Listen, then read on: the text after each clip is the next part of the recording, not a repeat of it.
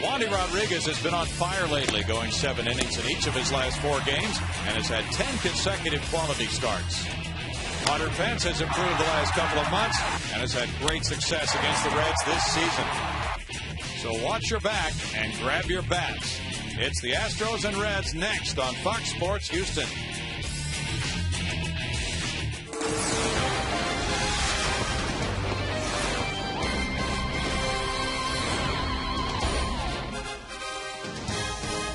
Live from Minute Maid Park in Houston, Texas, Fox Sports Houston brings you Houston Astros baseball. Tonight, it's Game 1 of a 3-game series. The Houston Astros take on the first-place Cincinnati Reds.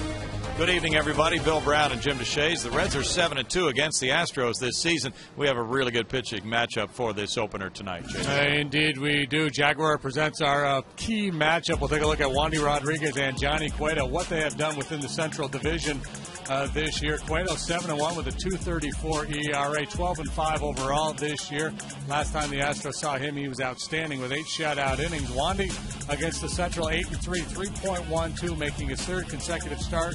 Trying to get back to 500. He is currently 11-12. Brought to you by the 2011 Jaguar XJ. Coming up, it's Wandy versus the top hitting team in the National League. And we'll see how this matchup goes in just a moment.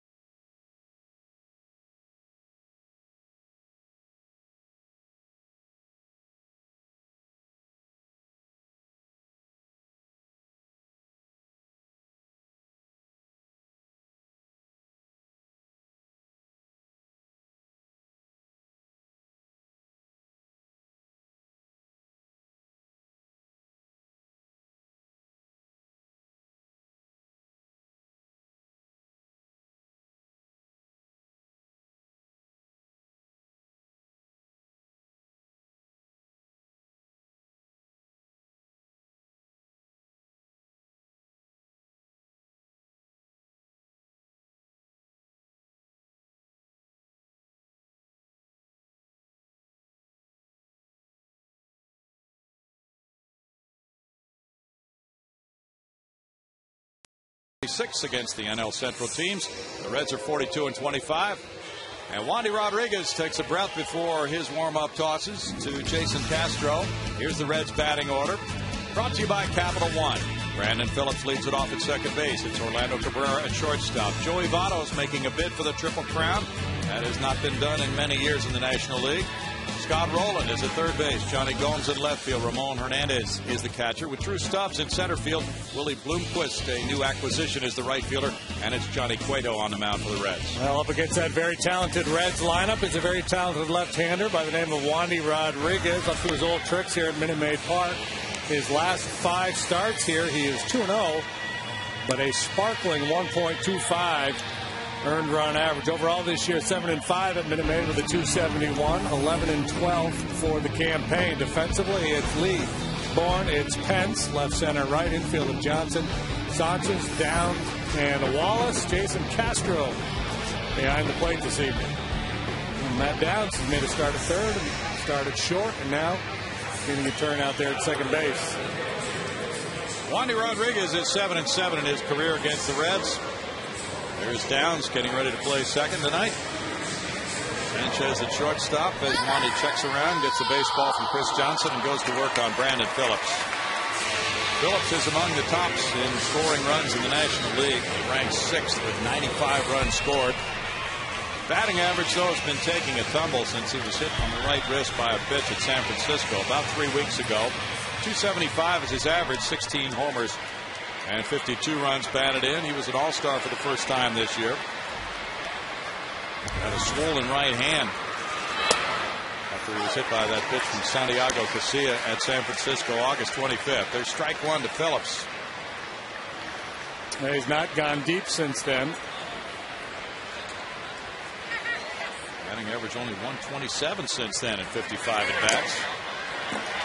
Phillips is behind, no balls, 2 strikes. Well, he's the type of leadoff man who really brings power with 16 home runs, 32 doubles, 4 triples. He was the club MVP last year for the Reds. He drove in 98 last year. He stole 25 bases with 20 homers.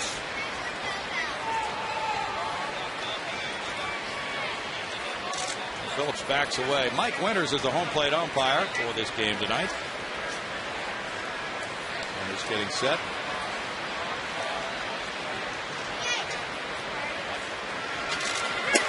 Upstairs to Phillips. The Reds are 5-1 here at Minute Maid Park. They are 7-2 overall against the Astros this season. Dusty Baker poised to take his team to the postseason. It'll be the first time for Cincinnati since 1995. Dusty getting everything put together there. Got the wristbands on, got the toothpick working. Must be game time. 2 balls, 2 strikes. On the field to Hunter Wendelstedt, the umpire at first. The swing was checked by Phillips. Now Dusty has that winning background. And the Reds have really played solid baseball for him in the second half of the season. Line drive to right field. Hunter Pence. 1 out. But Wandy, with that string of 10 consecutive quality starts, has really been lighting it up, bringing his ERA down, and he can get back to 500 with a win tonight. He's 11-12. Picked up win number 11 3 starts ago. 7 shutout innings against the Cardinals here. The last 2 he's pitched well, but no decisions. The Astros have lost both of those games. Orlando Cabrera lines to Pence. 2 outs to the right fielder. The ball's pretty well struck, but 2 quick outs for Wandy. 5 pitches, 2 outs against this lineup. That's a good start. Canadian-born first baseman, all-star Joey Votto, just turned 27 a week ago. And another monstrous year for him, hitting .320, 34 homers, 104 runs batted in. He leads the league in on-base average at .419.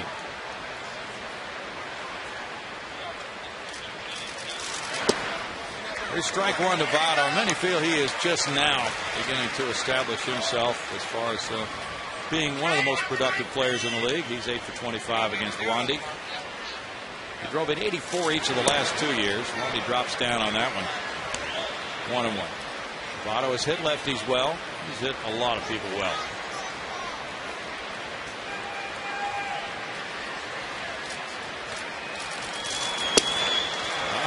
Chewed up by that good fastball. Yes, he did. 1-2. And he played 131 games last year. He missed some time. He was dealing with anxiety disorder.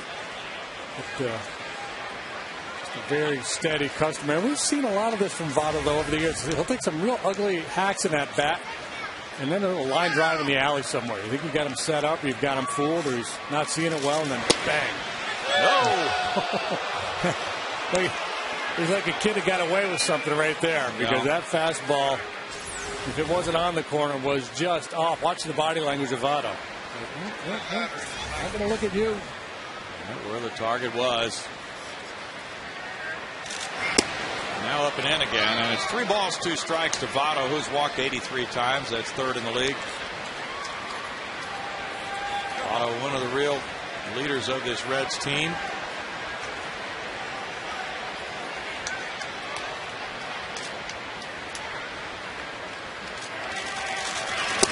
On the breaking ball, he strikes out.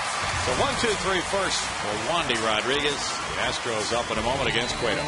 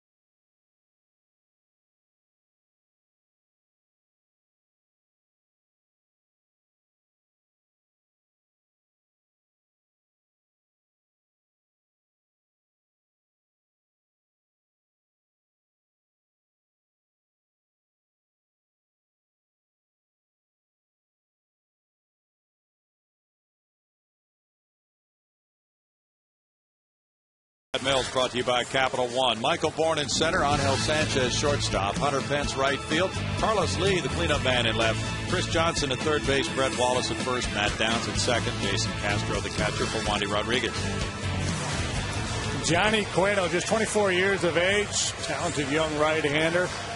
And we take a look at the last time the Astros faced him, July 24th, 8 innings of shutout baseball, out just 4 hits, walked 1. Struck out 6. He's 12-5 with a 3.31 ERA for the season.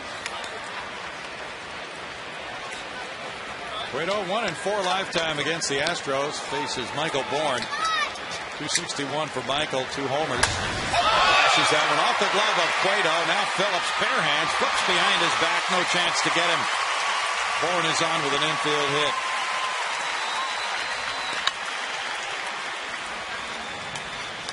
A little bit of a rude awakening. The first pitch of the game comes right back at your coconut. Cueto able to get leather on it. Kind of a fun try here by Phillips. Just because. And he had no shot at Bourne. That's why he didn't put a lot of steam on that behind the back flip. Michael lashed that one through the middle. His 8th hit on this homestand. Angel Sanchez watching as the throw goes over to first. Michael leads the league with 51 stolen bases. With a very quick pickoff move there. He has been tough to run on. Ramon Hernandez throws pretty well. He's the catcher tonight for the Reds. Sanchez takes it. There's strike 1 to a man with a career-high 9-game hitting streak. Sanchez has been sizzling in the month of September to the tune of 387, 12 hits and 31 at-bats. Bourne, 50-62. Hernandez has thrown out 30%. Cueto's allowed only 3 in 7 tries. Sanchez takes it. It's a 1-ball, 1-strike count to Angel. Here's this little play by Brandon Phillips. Won't get anybody out, but you might get on the highlight show. He's only made 3 errors all year, Brandon Phillips.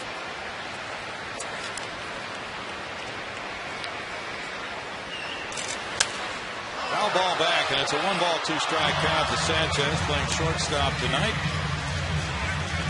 And at second base, it's Matt Downs tonight. Jeff Coventry getting a rest after the day off yesterday with that sore foot, and he said he could certainly be in the lineup, but Brad Mills wants to take a look tonight at Downs at second. And Matt gets ready. Ground ball in the hole is short. Sliding Rolen. He throws to second in time. Rolen got it to Phillips in time for the out call on Bourne at second base. Well, what a play by Scott Rolen. Michael Bourne, you could tell by the look on his face, he felt like he was safe there at second. Rolen sprawling out on his side, and looked like they got him. Or not. Upon further review. Yeah, that angle makes it look different.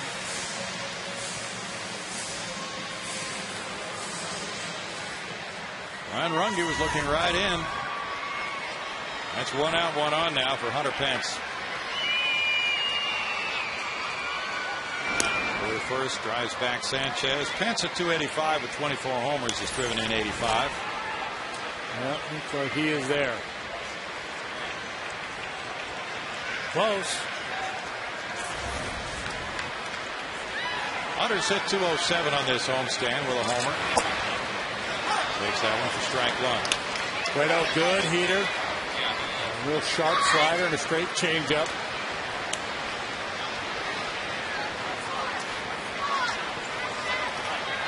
Hunter has 23 at bats against Cueto with 7 hits. 2-2. Hunter really happy with the way things have turned for him here in the second half of the season. He thinks he's made some breakthroughs in his hitting. We talked about that before the game. It's his 4th year. That's about the time a lot of hitters really make a nice improvement. 285 batting average, solid in the second half. He's hit a lot of balls to the right of second base, hard.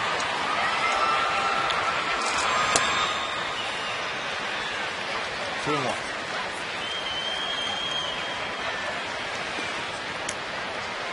Hunter's driven in 45 runs since the All-Star break. That's 4th best in the majors. Brad Mills' club lost a tough one here to Milwaukee Wednesday, 8-6 in 10 innings. Throw to first. Sanchez dives back. I think the Reds have forgotten that Michael Bourne is no longer on base, and it's Angel, because Angel is not a speedy guy. But they're giving him the Bourne treatment over there. Yeah, he must have the Bourne identity right now. So. They just keep throwing over.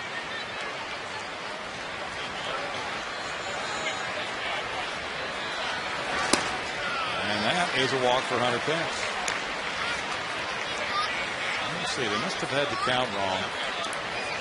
The umpire's saying now 3-2. Full count for Hunter with Carlos Lee on deck.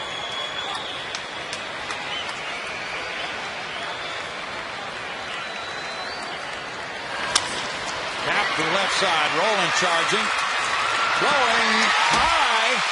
And now here's Sanchez going to third on the overthrow by Rolen. Should be an infield hit for Pence, and then an error on Rolen is 18.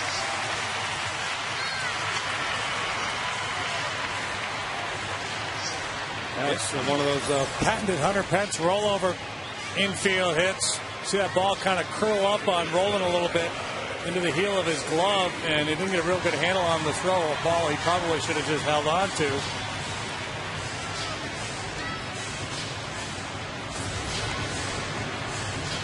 Caromed off the parking spot and then went into foul territory. But he knows the Canadians can't jump, so that high to Votto. Carlos Lee, the batter, now with 84 runs batted in. And there's strike one to Carlos.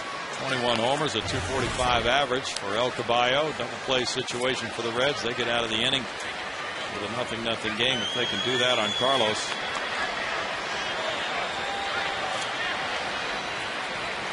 Oh! That pitch way off its mark. Now the bases are loaded. That's dangerous. Astros, the bases loaded, do not have a base hit. Well, they do have the infield hit. No, what am I thinking about? One got a hit, too. They got 2 hits. Yeah. They haven't hit a ball out of the infield. No.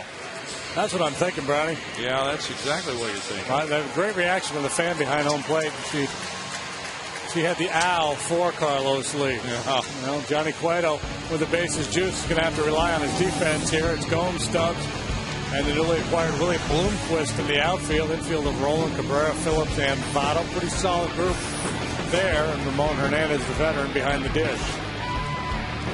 Bases loaded now for Chris Johnson. A great opportunity for the Astros to strike first on the scoreboard. 319 for Chris, 9 homers, 46 driven in. And there's strike one. CJ is 2 for 5 with the bases loaded this season. The fastball command has been spotty for Cueto, so they come with the first pitch slider there. Pretty good idea by Ramon Hernandez. In tight on that one. It's a 1-ball, 1-strike count.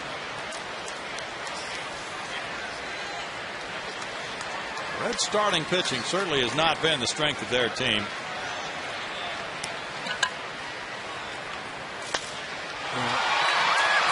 Coming over, the right fielder Bloomquist is near the line and reaching over to snag it in foul territory. All the runners tag and go, throwing to second.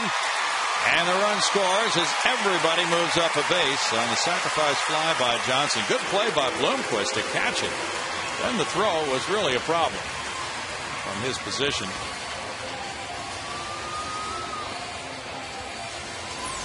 Yeah, all his momentum carrying him towards the stands there in right field. There's no chance they're going to make a play at home. He gets off a pretty good strong throw to second base. Carlos able to move into scoring position. Good base running, though, by El Caballo. And the foul sacrifice fly. It's RBI number 47 for Chris. Now Brett Wallace fouls it. Strike one. 219 for Brett. 2 homers. 10 runs batted in. Single off the pitcher's glove. Single to the third baseman. Foul sacrifice fly. Crazy inning so far. Well, this is more runs than Cueto gave up in his last start. 7 shutout innings against the Pirates. 1-ball, 1 strike. Bloomquist hustled over, and then he got draped over that railing while he was tangled up. Carlos Lee was going to second, but that was a pretty close play at second.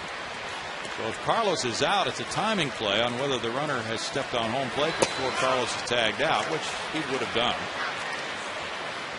Right, that's why as a base runner you can't assume anything there. If you're the man tagging at third, go hard all the way. Even though the play is not going to be made on you, you're not sure what's going to happen behind you on the bases. Wallace takes that pitch fairly just off the plate, and it's 2 balls, 2 strikes to Wallace in his first at bat against the Reds. Cueto certainly would figure to be one of the top 3 starting pitchers in any playoff series the Reds would have this year, with Bronson Arroyo possibly the lead dog. And the lefty Wood probably would be in there as well. Wallace is down on strikes. Cueto breaks one off to win the Astros first. They get a run on 2 hits with an error in strand 2, and it's 1-0 Astros.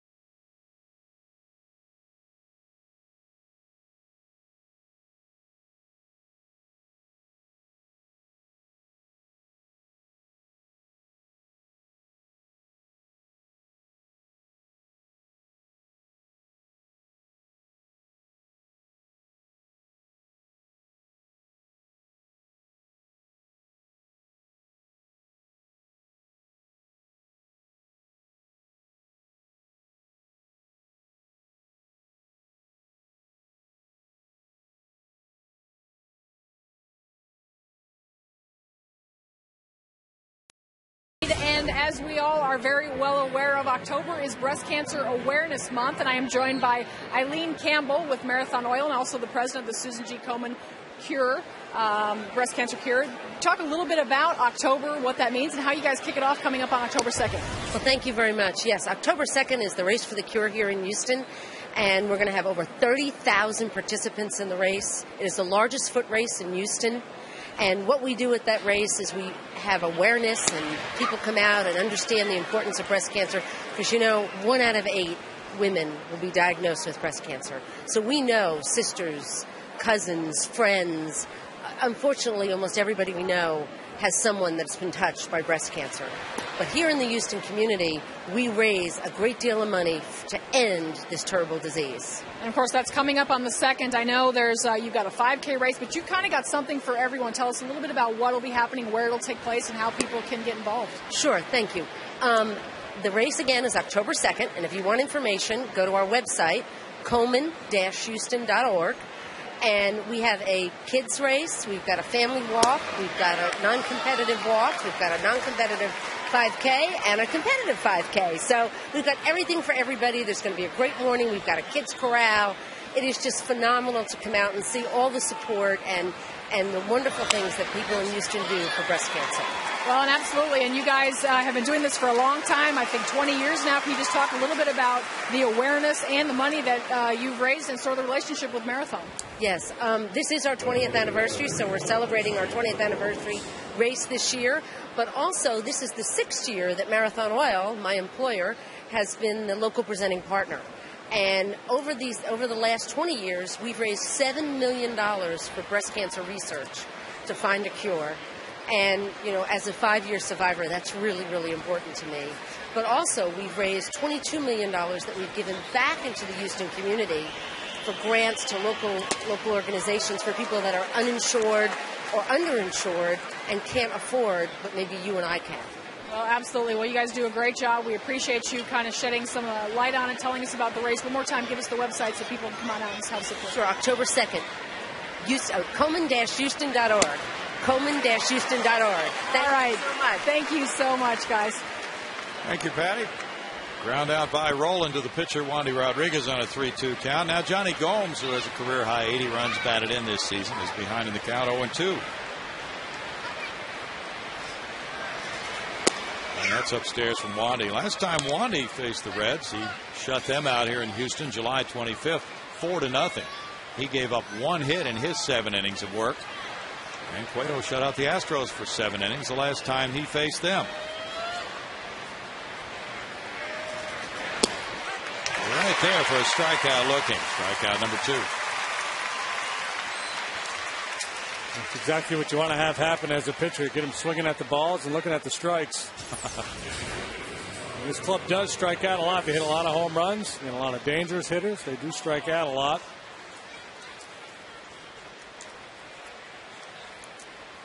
Wandy will get you looking at that fastball because this curveball is so good. That's always in the back of the hitter's mind. Stay back, try to recognize that curveball, and then he zips that heater by you before you can react. Catcher Ramon Hernandez comes up. And yes, that was Billy Doran you saw in the Reds dugout. Oh, yeah, he's back this weekend. Ball 1 to Ramon, 303. 6 homers, 45 runs batted in, and a lot of damage against the Astros. 571 with 3 homers. He had a 4-for-4 game in Cincinnati with 2 of those homers in that one. 2 balls, no strikes. Billy D roves around through the Reds system in the minor leagues as an instructor. And now that the minor league season is over, he is with the big league club for a few days. It's 3-0. Always great to have him back in town. He was a fabulous player for the Astros for years and years. Still lives in Cincinnati. And went to school at Miami of Ohio. Yeah, Billy could turn the double play as well as anybody. 2-out walk to Hernandez. Hard-nosed player. Hit for a little power, had speed, great plate discipline, took a lot of walks. Well, you know, he was so sound fundamentally. He is where he belongs, teaching youngsters how to play the game. And he pretty much had to be in a cast to get him out of the lineup. Yeah. Native Texan Drew Stubbs is the batter. He has really blossomed this season. Stubbs has belted 18 homers. 3 of them came in one game. He's driven in 69 runs with a .249 batting average. He kind of personifies what I was talking about with this Reds club. He strikes out a ton. But again, a pretty solid offensive player because of his power and speed. First round pick at 06 from Texarkana, Texas. Went to high school in Atlanta, Texas, and then, of course, played for the Longhorns. He was the 8th player drafted in 06. The curveball catches him for a strike, and it's 0-2 to Drew Stubbs. Stubbs has 152 strikeouts this year and 470 at bats.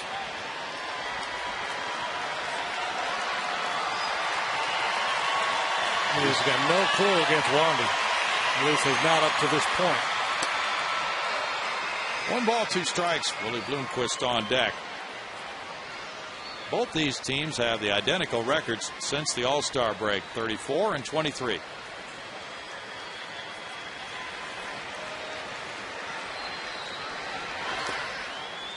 It's 2-2. Reds just 6-9 here in the month of September, kind of limping to the finish line. They do have a comfortable lead because the Cardinals are hopping on 1 foot with a bandage over their eyes. I mean, the Cardinals are really struggling, so the Reds have gotten away with being mediocre here in the last few weeks. Wandy was walking off. It was called ball 3. Reds just won 2 out of 4 at home against Arizona after winning 2 of 3 from Pittsburgh on that homestand. They're beginning a 3-city, 9-game road trip tonight. They go on to Milwaukee and then San Diego. And the Astros have another visit to Cincinnati, September 28th through the 30th. That's a walk to Stubbs, so the curveball didn't quite come around for Wandy in the proper spot, and he has back-to-back walks facing Bloomquist now.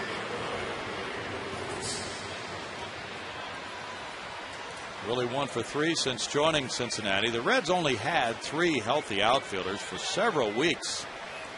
They really had a banged-up crew in the outfield, and that's why they wanted a player like Bloomquist, who came in a trade from Kansas City. A handy man who can fill in at just about any position on the field. Ball 1 to Bloomquist. He started in right field Wednesday against Arizona. That was his first appearance for the Reds. 265 for Kansas City with 3 homers, 17 runs batted in. Played first, second, third, short, and the outfield for them. Formerly with Seattle. He takes a curveball there, and it's a 1-ball, 1-strike count with Cueto on deck. Jim Edmonds is hurt right now. Chris Heisey is banged up. So on down the line. So the Reds have been scraping for outfielders. Jay Bruce on the bench tonight. He's healthy, but not playing against the lefty Rodriguez. When does Jim Edmonds come and play for the Astros? He's got to cover the whole division, right? He hasn't. That's right. The Astros and the Pirates, the only 2 teams he has not been with. He might keep at it long enough to do that. 35 pitches in the game for Wandy. He had a no decision against the Dodgers on Saturday, giving up 3 runs in 7 innings. Clearly frustrated with Mike Winters. You can see in the body language, but the body language isn't going to help him at all because you can see in the body language of Mike Winters as he reacts to Wandy. It's like, let's go. This will be his 25th pitch of this inning. Reds lead the league in total bases, slugging percentage, runs scored. So far, Mike Winters has been supported by what we've had on Fox Track with those curveballs. Not good from Wandy's perspective out there in the mound, but just a little bit off that outside edge.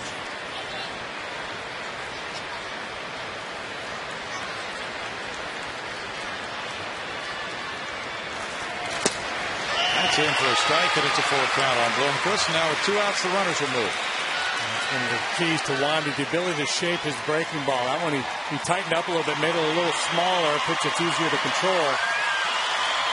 And it's a good 3-1 pitch when you figure a guy's sitting on a fastball. Anderson Stubbs ready to take off. And it's a swing and a miss. Bloomquist chases one out of the zone and strikes out. Strikeout number 3. It's no runs, no hits. 2 men stranded, and it's 1-0 Astros.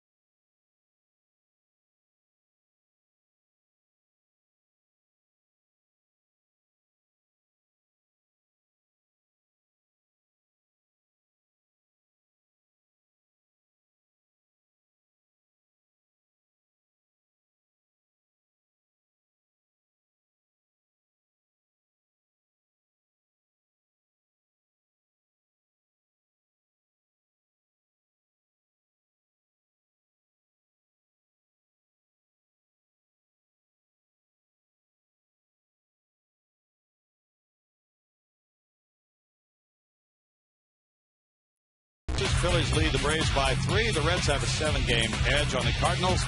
In the NL West, it is really tight. Giants a half game in front of the Padres. Rockies 2.5 back. How about those Giants finally moving ahead of the San Diego Padres? Giants hosting Milwaukee tonight.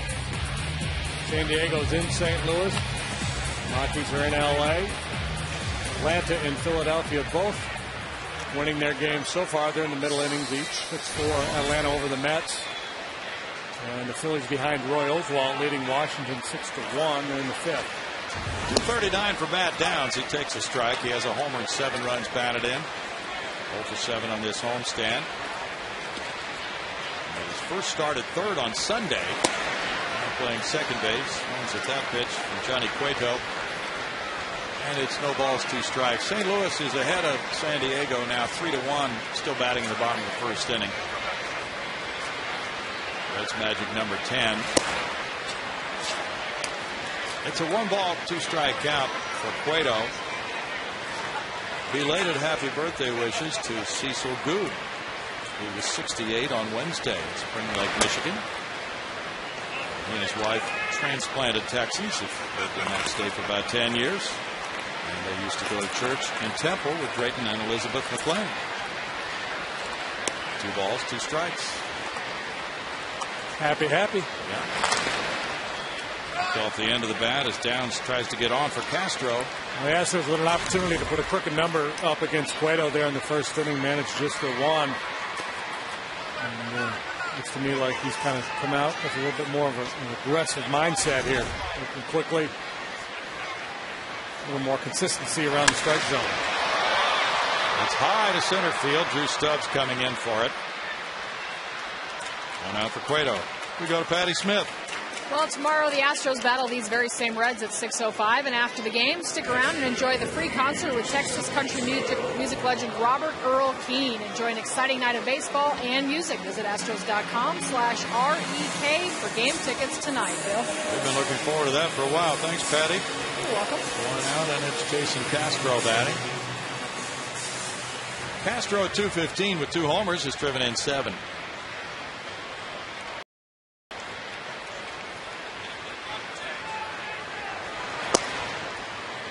Cueto moves it, but it's a little bit outside. Ball 1 from the 24-year-old right-hander from the Dominican Republic. Signed as a free agent in 04 by the Reds. He's 32 and 30 in his career. Next to left field. Johnny Gomes. 2 outs. The Reds are 16 and 12 in Cueto's 28 starts. 3rd full season, just 24 years of age, and well, you brought it up last inning. It's hard to know as the Reds head into the postseason how their starting pitching is going to line up, because it's been kind of fits and starts this year. Early on, Mike Leake, the phenom from college, was lighting it up, and he just imploded. There's a shot hit in the left field corner by Wandy Rodriguez. He heads for second base. The ball dropped by Gomes, so it's double number 2 for Wandy. A 193 average comes up a notch. That's hit number 12 for Wandy. He is the club leader among pitchers. Wandy's dad enjoying that one. He just drops the head on this one and redirects it into the left field corner.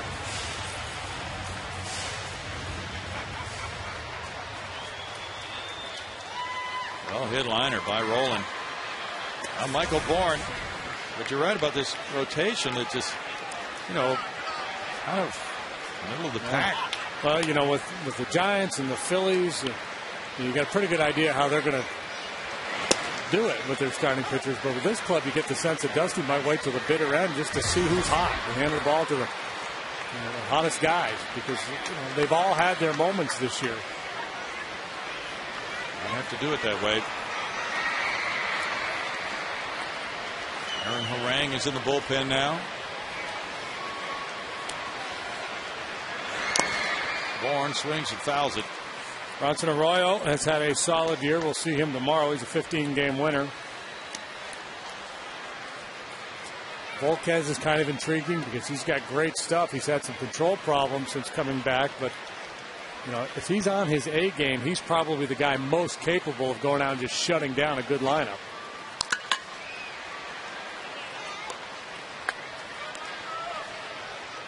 Homer Bailey probably is going to be in the bullpen in the playoffs, but that's just a guess. They like Travis Wood, the way he's been pitching. We'll see him Sunday, JD. Yeah, he's 5-3, 3.46 ERA, another youngster. Figueroa up for the Astros tomorrow. Liner to center field. Wandy will come to third base, gets a stop sign now. He's being sent home. The ball dropped by Stubbs. Throw into second, not in time. 2-0 Astros. Bourne gets Wandy home, although the ball was misplayed by Stubbs in center. Given that Dave Clark was throwing up a stop sign, that E8 will cost the Reds a run. Wandy would have been held. And Michael Bourne taking a dead aim at Johnny Cueto's head here his first 2 times up. Cueto got leather on it first time, this time clean single into center. Wandy breaking it down, and then the restart with the misplay. Well, they're giving him an RBI on that. They had stopped the runners, so we didn't think they would. Angel Sanchez. Now they're appealing at third. No, he didn't miss the base. Wandy came around and scored after touching third. So the appeal doesn't work. Jerry Lane with that call. Yeah, Dave Clark had put up both hands, so Wandy was slowing down. Then the ball was dropped in center. Then he went ahead and brought him home. I think essentially what happened there is the official scorer ran through the stop sign. The official scored. He would have scored. Yeah. I'm running through the stop sign. That made it easy for him to score after that misplay. That was the 5th error for Stubbs. Now Sanchez takes a strike. 1-1. So Bourne is 2 for 2, and he's hit the ball extremely well. And back through the box both times. That's his 38th RBI for Michael. Career high. 2 balls and a strike. Cueto has had 4 straight quality starts.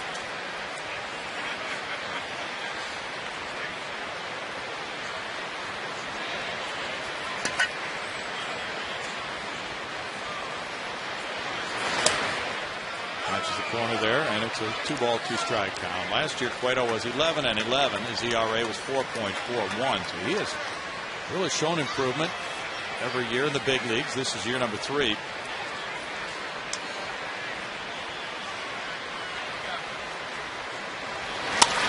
Up the middle. It goes to Brandon Phillips. He throws out Sanchez. And the Astros get a second inning run. On 2 hits with an error and a man left to lead it 2-0.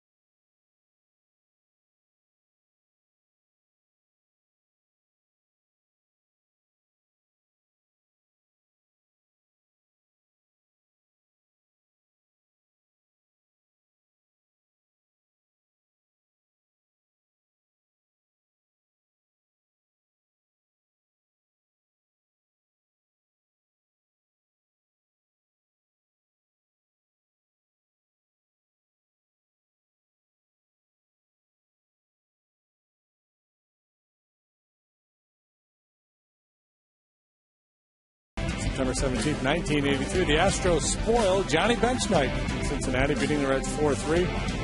JB did his part, had 2 hits, including a home run, but Cheo had a 2-run shot, and the Astros prevailed. Thanks to the good folks at Astros.com for that little factoid. Cheo. Strike 1 to Cueto, leading it off in the 3rd inning. He has a 122 average. 6 hits and 49 at-bats. Looks at the curve, and it's a 1-ball, 1-strike count. Cheo is in the house. Linus Cabell having one of their spirited baseball discussions there. 1 ball and 2 strikes now. A lot of the legends are going to be in the house on Sunday. They'll be signing autographs from 12 to 2. Billy Hatcher's in the house. Billy Doran. Wow. Reunion time around here. Roller goes foul, 3rd base side. Cueto will come back with a 1-2 count. If you've really been following it and keep a chart on the starters or something like that, as Billy D's watching with arms folded, you might wonder what we were talking about. How could Wandy have 10 consecutive quality starts when he did not have one 2 starts ago? Well, there was an official scoring change in that game at Chicago on September 6th, and Wandy initially was charged with 4 earned runs in 7 innings, but the Major League Baseball Rules Committee has now charged an error to Carlos Lee, and so 3 of those runs were unearned. Makes it a quality start for Wandy now. Yeah. Was Carlos playing first base? Or yes, he was playing first, and there's a ball hit by Blake DeWitt. It was ruled a hit for DeWitt. Now it's been changed to an error on Lee. So no RBI for DeWitt. No base hit. All 3 runs scored in that inning that were charged to Wandy are now unearned, and Wandy retroactively has a quality start. Yeah, he's hot again. Revisionist history strikes again.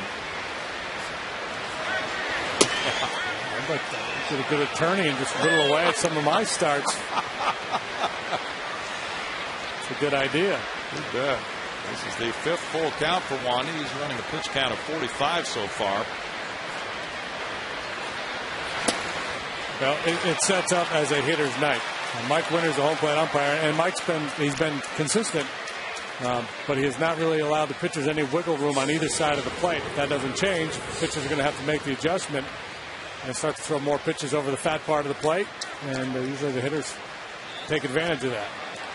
Our league leaders brought to you by your Texas Ford dealers. We'll show you the lowest ERAs in the majors since July 25th. Wandy is number 1, 1.30.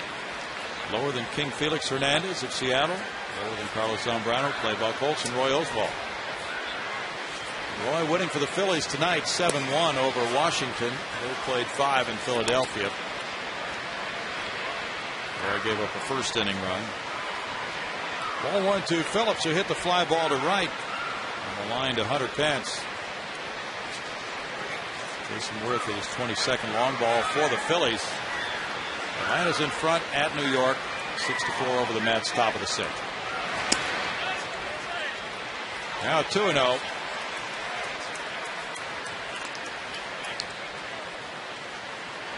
Jason Castro walks out toward the mound a little bit, trying to figure out what can work here. Yeah, they went through a series of signs there a couple of different times before Wandy finally agreed to throw the changeup. I think there's just a little tug of war going on here. It's how they're going to try to get Phillips out. Another changeup. Phillips not biting. Good fastball hitter. You can understand why they'd want to go soft in the fastball count. But you got to be careful. Walks. When they come in front of the big hitters, they tend to bite you. Cabrera's on deck. He's probably been their hottest hitter. There's another walk. That's number 4. Highly unusual for Wandy to walk this many. Frustrated with Mike Winters with those curveballs last inning, and he seems a little out of sorts right now. And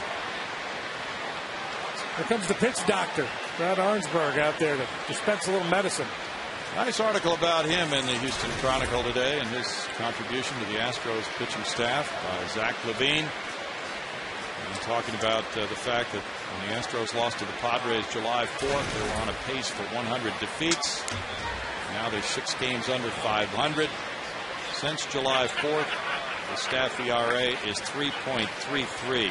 Prior to that, it was 4.53. Well, he's going to give you every tool you need to be successful. I mean, you still have to go out there and do it. But he does so much research, so much scouting with video. He's got a plan for you. And the guys that buy in have had success. 28 balls, 22 strikes for Wandy. He has not walked 4 men in a game in a while. Going back to June 18th against Texas. Now it's Cabrera. Cabrera hit a line drive to right. And Wandy, in fact, the last 10 games, all quality starts, has been averaging 1.9 walks per 9 innings.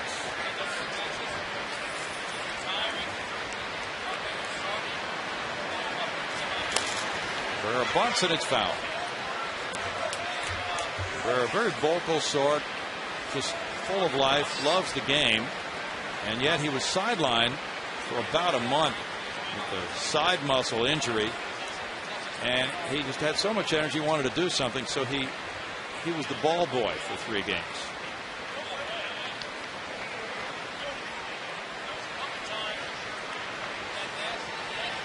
He get tipped? I don't know if he got tipped, but he sat on a bucket in the dugout and ran the balls out to the umpire. Interesting here.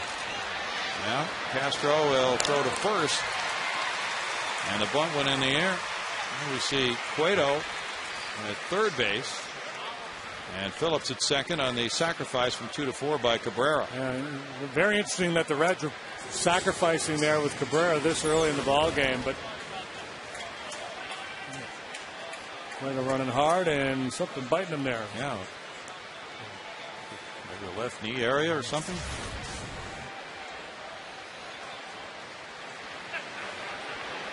Now with a 2-0 lead, here's Joey Votto. He struck out in the first inning. Grounds it foul, strike 1. Votto's third in the National League in total bases. It's been quite a run for the Triple Crown this year. Multiple players making a run. Votto's made a run. Albert Pujols. Carlos Gonzalez of Colorado. This has not been done for a long time in the National League. We'll have a trivia question on that later. It's 1 ball, 1 strike. 2 men on, and Votto, who takes that ball away and drives it to left center field quite often. The type of hitter who can flourish in this ballpark.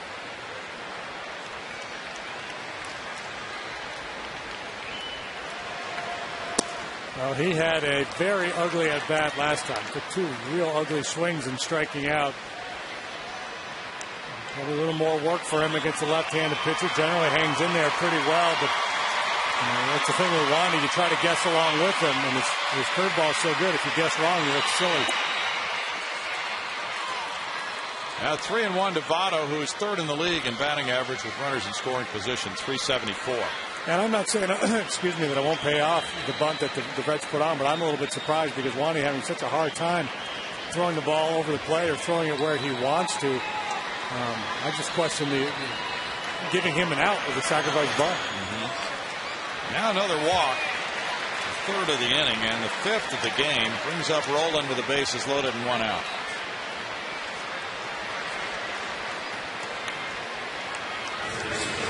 Rolen tapped back to the mound on a full count earlier.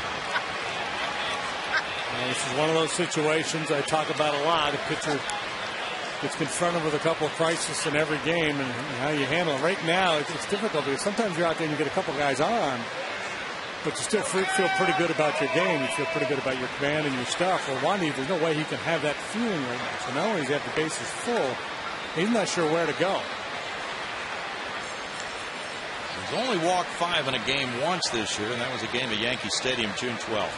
5 walks.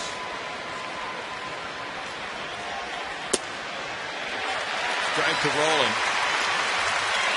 And yep, a double play gets him out of the inning. Into the dugout with a 2-0 lead intact.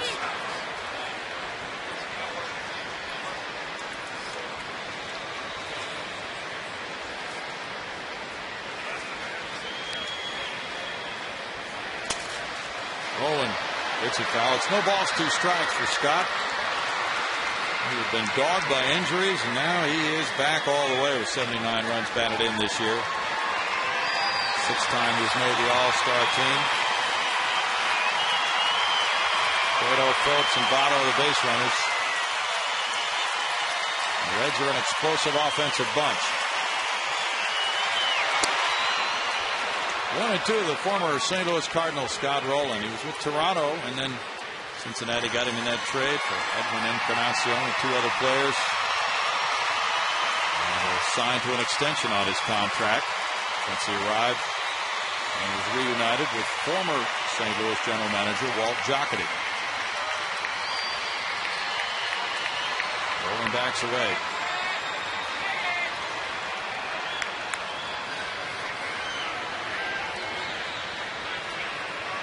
Rolen was an all-star every year from 02 through 06.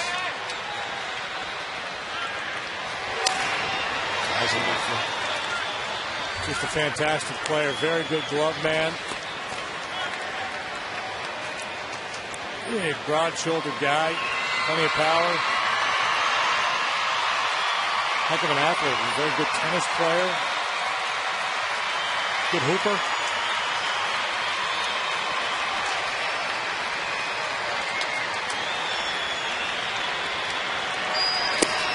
Oh, that was close. 2 and 2. Close is not going to get it done tonight. It's going to have to be on the plate, and I'm not talking about the edges.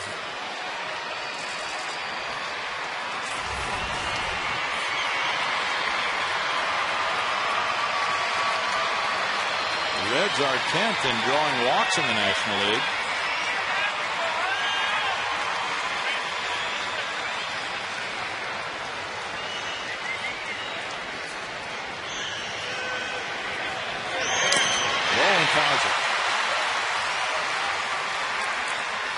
Rolen, the 2nd round pick of the Phillies at 93, went to the Cardinals in a trade in 02. Jasper, Indiana.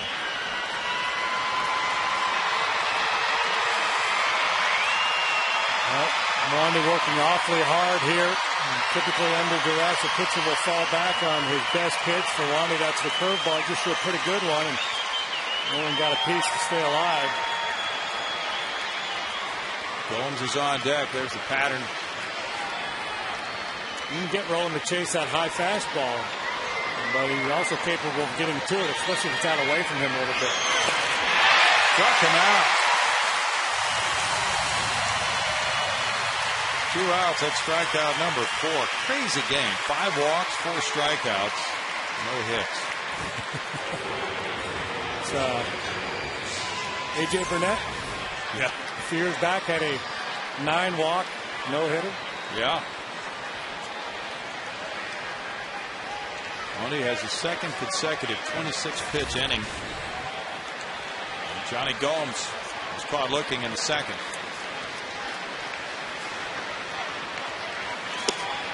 There we go. Strike to Gomes. We got a little leeway there from Mike Winters.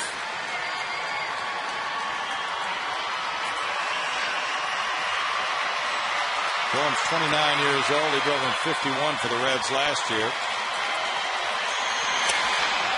In the air, and how about this? Brett Wallace comes in from first. Walk, the bases loaded. Get out of it. Sacrifice. Gave him an out. 2-0 Astros.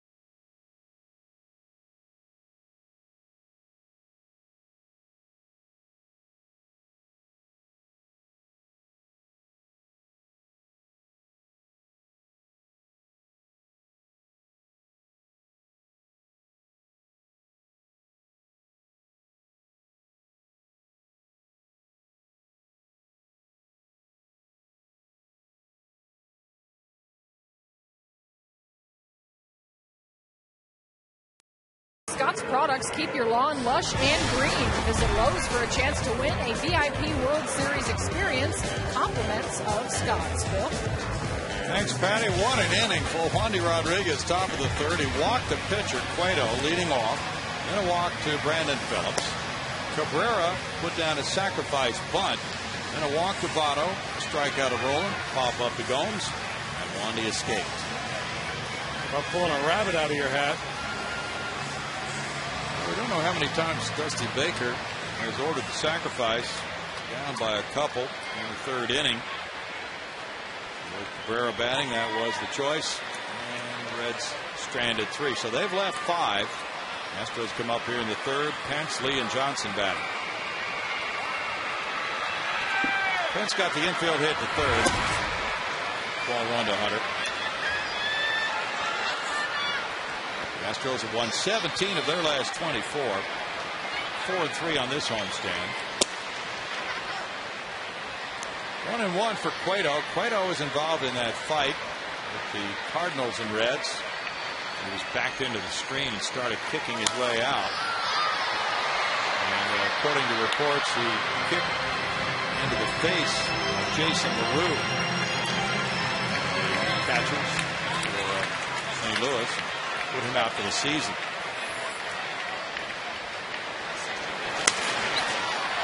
Foul ball out of play. And we've talked to several people who followed the Reds for quite some time, and they said Cueto was a very quiet type person, and what happened was he just got back up against that screen. The players were pushing and shoving, and he was surrounded, and he just kind of panicked. Tried to kick his way out of it. Vance is caught looking. So he had to serve a suspension for that.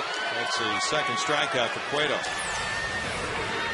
Not had big strikeout numbers this year, but he's certainly capable of putting together a big strikeout game. And the Mike Winters bringing Hunter up on this borderline slider. Good, tight, late-breaking slider. That was a good look at it there where the hitter is up against. That thing is darting across the plate.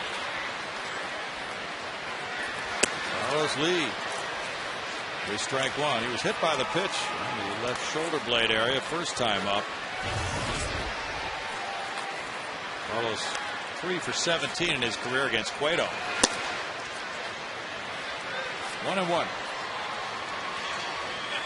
Reds starting pitching has a 4.09 staff ERA for the starters only.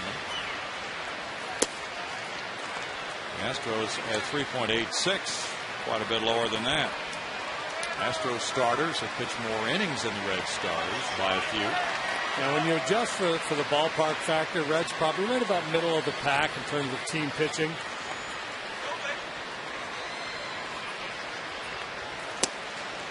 I think you have to make them an underdog in any postseason series they go into. Haven't done the who will they play if they get in, if the season were to end right now game. Well, we can play that game. Why not? It's a fun game to play. Right now. Phillies. Okay. You would have to say the Phillies would be a heavy favorite if there can be such a thing in the postseason. Anything can happen. Anything can happen in the postseason. It's crazy. Sounds like part of a promo. Rolling in, throws on the run, and gets lead. 2 outs.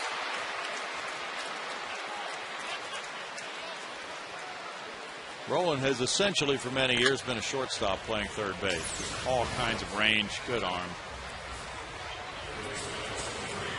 He's the mold. Yeah. You know, if you were to say what should a major league third baseman look like, well, there's your guy. Well, Chris Johnson's about that same mold. CJ hit the foul sacrifice fly up the right field line in the first. Ball 1 to him. His father, Ron Johnson, played with Brad Mills in the minors, and also Chris Welsh played on that Montreal AAA club. Welsh is next door doing television commentary for the Reds. Was that Denver Bears? I think it was. Fouled away, and it's a 1-2 count. It was one of those teams out in Denver. 79, 80, somewhere in that time frame with Wallach and Raines and a whole bunch of guys. They were just a great AAA team.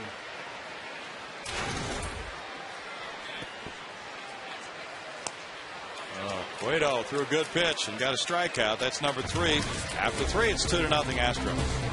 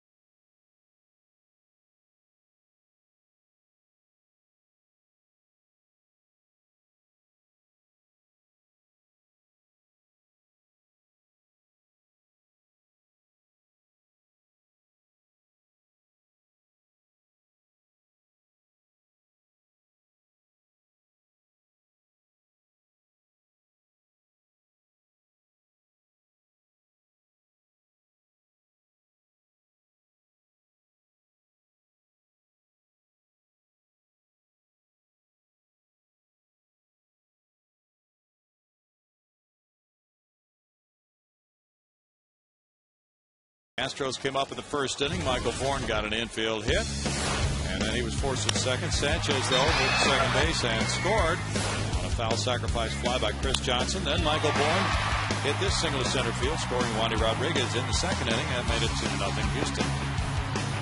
4 hits for the Astros. The Reds have drawn 5 walks. They have struck out 4 times. It's been a crazy first 3 innings for them. Now here's Hernandez to lead it off in the 4th. Long walk with 2 outs in the second. Taking ball 1. Very much the veteran catcher. Want to leave it open. San Diego, Baltimore. Fly ball hits for left center. Michael Bourne has a long way to go, and he gets there on the track. Of course he gets there. He always gets there. Yeah.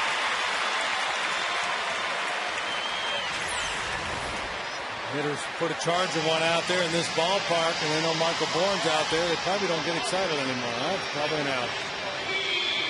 I'm going to have to be satisfied with the fact that I hit it hard. Michael Bourne's glove, the place where triples go to die. Now with 1 out, it's Drew Stubbs. He walked in the second. And there's ball 1 to Stubbs. Joey Votto made an interesting point in an article recently. He was asked about, wouldn't it be nice to have a bigger payroll, like maybe the Cubs have? And he said, well, you know, Walt Jocketty would be great because he is a very good general manager at using his payroll. But if we had a bigger payroll, you know, maybe Drew Stubbs wouldn't have played. Maybe we would have signed Mike Cameron, and Drew Stubbs would not have been developed the way he has this year. And so he's looking at the positive side. And also he pointed out Johnny Gomes has had all this playing time in left field. And Jay Bruce, 1 ball, 1 strike.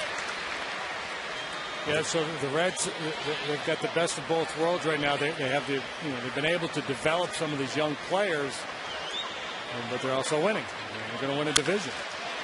The liner hooks foul into the seats. You know, it might be set up for them. You talk about the pitching, so maybe it doesn't happen for them this year if they get to the World Series. Maybe it does, for all we know. But if it doesn't, they have a core of young players for the future. And the payroll will be going up. Yeah, it would have to. Yeah. The way this team is performing. So I guess that's the question. Can they keep it together?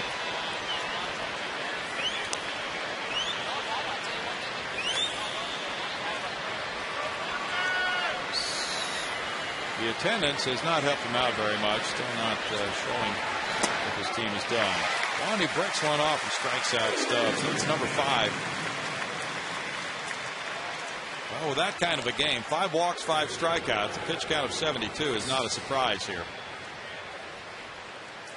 Baseball fans, Chevy's a proud sponsor of youth baseball programs throughout the state. If you'd like to learn more about Chevy's commitment, visit ChevyTexasBaseball.com. No, Wandy's going to have to be much more efficient here to hang in this game. Got two outs now, down at the bottom of the order. This would be a good start. Get Bloomquist here to finish the 4th, and then have Cueto leading off the 5th.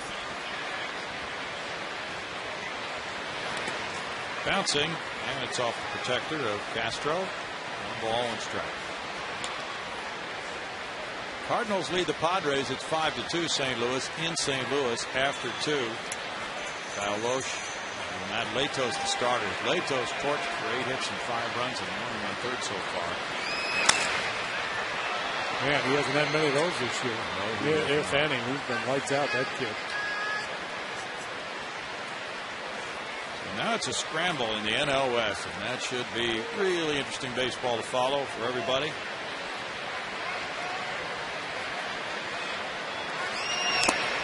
Swing and a miss, and Bloomquist is down on strike. Now Wandy has a 1-2-3 inning for the first time since the first. Maintains his 2-0 lead.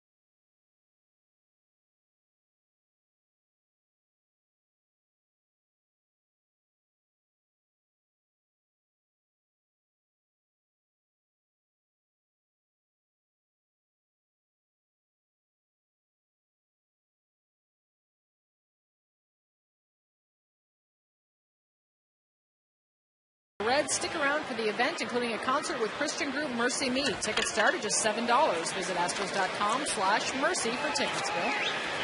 Thank you, Patty. It's 2-0 Astros. Brett Wallace leads it off. And he takes ball one from Johnny Cueto. He struck out in the first inning. As Cueto ended the inning by leaving 2 men on after the foul sacrifice fly by Chris Johnson. Well, the fastball comes up and in. 2 balls, no strikes.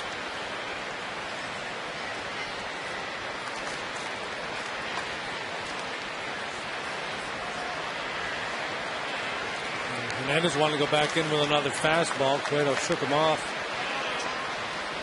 and throwing away. That's when you want to swing it. Cueto had not beaten the Astros until July 24th of this year. Here's that pitch.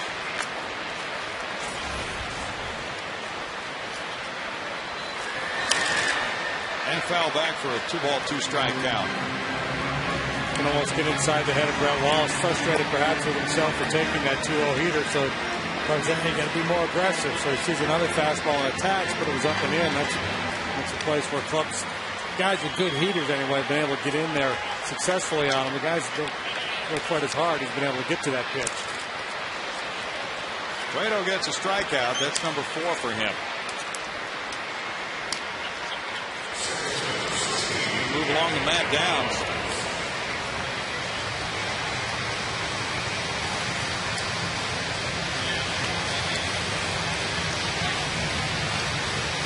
Downs hit the fly ball to center in the second inning. Cueto and Wandy Rodriguez matched up in late September last year at Houston. Wandy winning that game 3-2.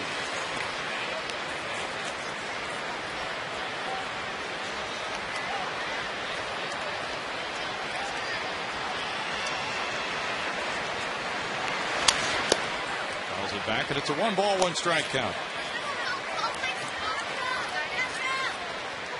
Well, we have not seen a lot of Matt Downs, but when you look at his numbers, he's a guy who showed a little pop in the minor leagues. It's a pretty aggressive swing. Ground ball on 1 hop for Roland. 2 outs. Now, there are many different middle infield combinations Brad Mills can employ if he wants to. To a certain degree, I think managers in Brad Mills' shoes feel a responsibility to keep everybody involved in the action here in September. Castro hit the fly ball to left in the second. He stated a while back that he wanted to make sure that Manzella got plenty of at-bats when he came back from his injury. Sanchez as well. And now, taking an opportunity to look a little bit at Downs. It's difficult. You're trying to win games. Yeah. And if you got a hot hand, you want to keep him in the lineup. But at the same time, you're trying to find out about guys a little bit. So Jeff Blum's playing time has suffered. Anderson Hernandez has not played much. But the guy's getting a pretty good look. Same with Keppinger when he came back from injury. He was playing every day. 2 balls and a strike to Castro. Blummer understands. It's a little bit easier for older players like Blummer and Jason Michaels there because they've been around longer. They've seen various things develop on different teams. And they have a broader understanding of the way things work and their experience. 2 balls, 2 strikes. A little bit easier for an older player to accept things. But the talk tonight on the bench for Brad Mills was his bullpen. He is really pleased with all the arms he figures to bring into 2011 in that bullpen. And there's a new arm in town, Mario Del Rosario. The Astros and Reds worked out a deal for him. And he has arrived in an Astros uniform tonight to join that bullpen. So he'll go into the mix. He's a sinker baller. He's not pitched since September 3rd, but Brad said we want to see him throw a bullpen first, and then we'll determine how to use him. Up the first base line And Votto takes it for out number 3. 7 straight for Cueto after 4 2-0 Astros.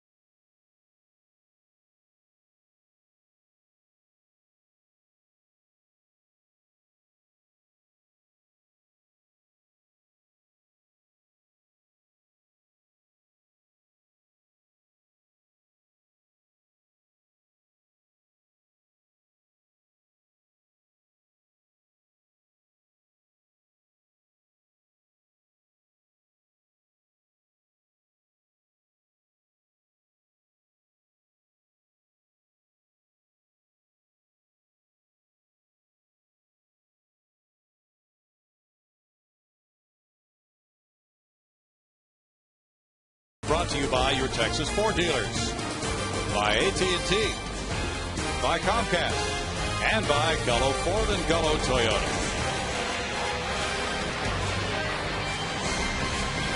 Inside Minute Maid Park, where the Astros have tomorrow night and then Sunday afternoon to complete this homestand, and then only 3 more games remaining against the Chicago Cubs after that, October 1st, 2nd, and 3rd.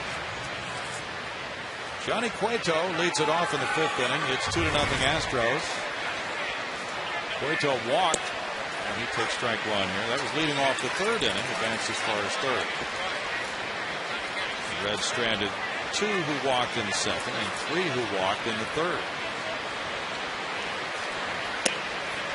Bases loaded, 1 out in the 3rd with Scott Rowan up there, and Wandy punched him out with a curveball out of the strike zone and then jammed Johnny Gomes for a weak little pop-up. Dodging a very big bullet.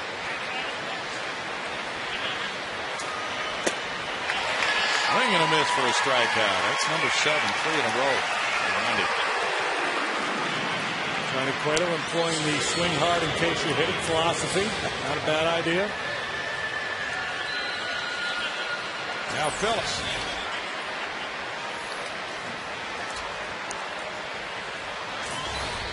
Phillips has fly to right and he's walked. The Astros starting pitchers have gone 16 consecutive games without being charged with a loss.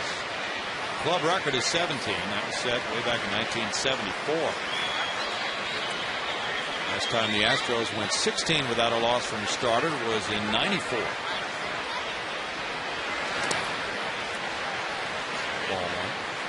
During this current 16-game streak, Astros starters are 9-0 with a 2.82 ERA. And Arnsberg has to like that. And the ball club is 11-5. They dodged one yesterday. Jay Happ was down 5-0. 2 days ago, right? Yeah. And he got off the hook for that. And the Astros rallied with that 6-run 5th inning. And then they did nothing after that and lost it 8-6 in the 10th. Strange game. All their hits came in that 1 inning. And they only had 2 base runners other than in that inning. 1 on a walk, 1 on an error. Phillips swings and misses, and the count goes to 1-2 on Brandon. The Yankees are at Baltimore, 2-1 Baltimore in the 7th. Talk about pulling off the ball. My goodness. Yeah. A.J. Burnett for New York tonight. Kevin Millwood for Baltimore. And a swing and a miss. Extinguishes Phillips. That's 8 strikeouts. It would be interesting to go back and look at the video of this game and see how many pitches he actually has thrown in the strike zone, because he was wild early, and the Reds just have not had a very good plan here tonight. They've swung at a lot of pitches out of the zone.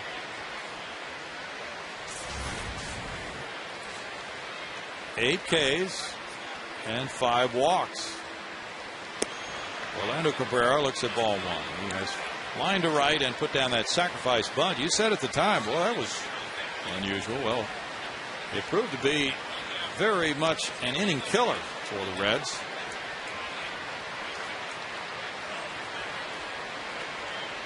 A-Rod hit his 24th tonight off Kevin Millwood. And normally, when Wandy's out there with that curveball, we get a fair amount of action to the left side of the infield. Ground balls to third and short. There hasn't been anything like that tonight.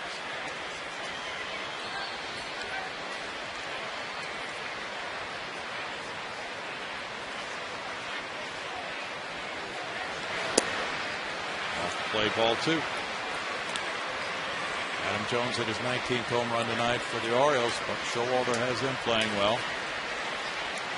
It'll be a nice feather for them to beat the Yankees at home.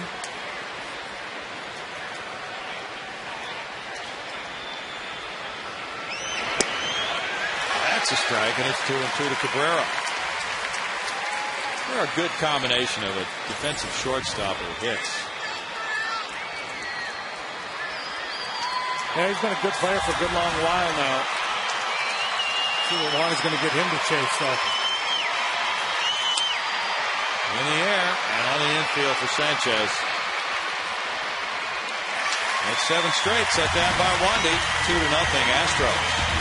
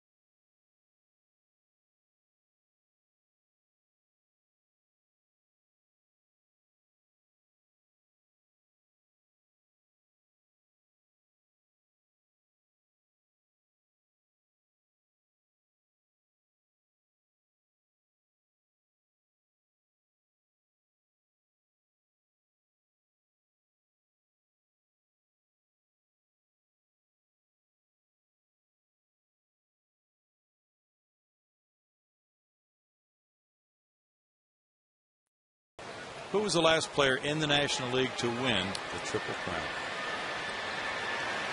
Give you a few moments on that, as Joey Votto is one of those in contention to do that, to lead in batting average, homers and runs batted in, all in the same season. Strike 1 to Wandy Rodriguez, who lined a double to the left field corner in the second inning. And there's Carlos Gonzalez at 341, has a 21-point lead on Votto in batting average. He would be hard to catch in batting average. Votto has 2 more homers, and Gonzalez has 2 more runs batted in.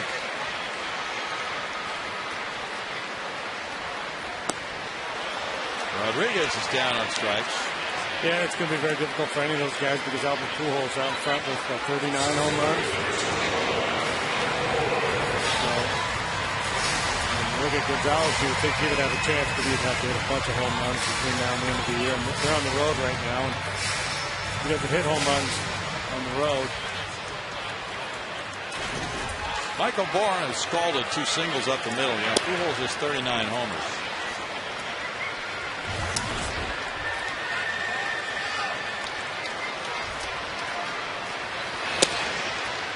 Ball a little bit up, apparently. 1 ball, 1 strike. The Angels and Tampa Bay are tied 3-3. In St. Petersburg, they played 7. Dan Johnson hit a homer for the Rays, his 6th. Foul back, and it's 1-2. Phillies are romping over Washington 9-1, bottom of the 8th. Carlos Ruiz is at his 8th home run to Worth's 22nd. Atlanta 6, Mets 4, bottom of the 8th in New York. Jason Hayward hit number 18. Roller back to Cueto. 2 outs. Another one back to the mound. This one a little more manageable for Cueto, though. With a couple of bullets right back at him. Now this little check swing roller. Cueto's like a magnet. Michael is batting tonight. Fresh crop of oranges just arrived. Handpicked and put right onto the train.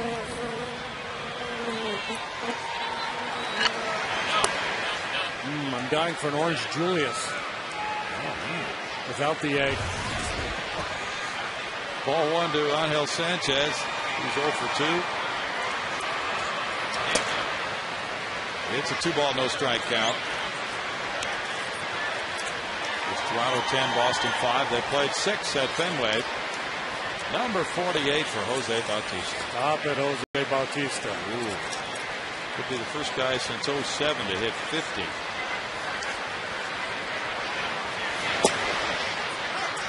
Two balls and a strike. Victor Martinez at his 16th for the Red Sox.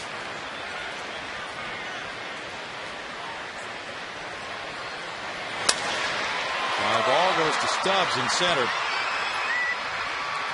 That's 10 in a row for Cueto, and it's 2-0 Astros after 5.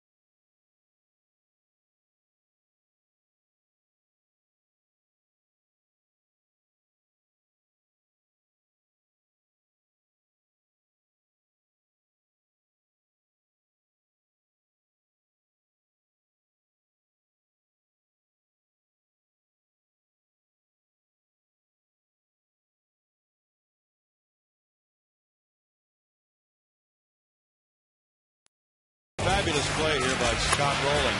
Ball hit goes up by Angel Sanchez. Eyelash call at second. Out is the call on Michael Bourne as Rowland throws from the backside to Brandon Phillips. Brian Runge with the out call. The Coors Light Freeze Cam brought to you by the Frost Brewed Coors Light. It's 2-0. There's a drive to right field. Hunter Pence will turn and watch it kick off the wall. Votto hit that screamer, and he's into second with a leadoff double. The first hit for the Reds after 8 straight had been retired by Wandy. Exactly what we talked about with Joey Votto. He had that ugly at-bat first time. And a hard man to keep down. This time he stays back on that curveball. Just misses knocking it out of here. Great swing of the bat by Votto. Leadoff double for the Reds. He can pitch around that. 32 doubles for Votto. Rowland comes up. He's 0 for 2. 1-1. That's the 90th pitch for Wandy. 26 of them came in the second inning. 38 of them came in the third, but then He needed only 11 pitches in the fourth and 12 in the fifth.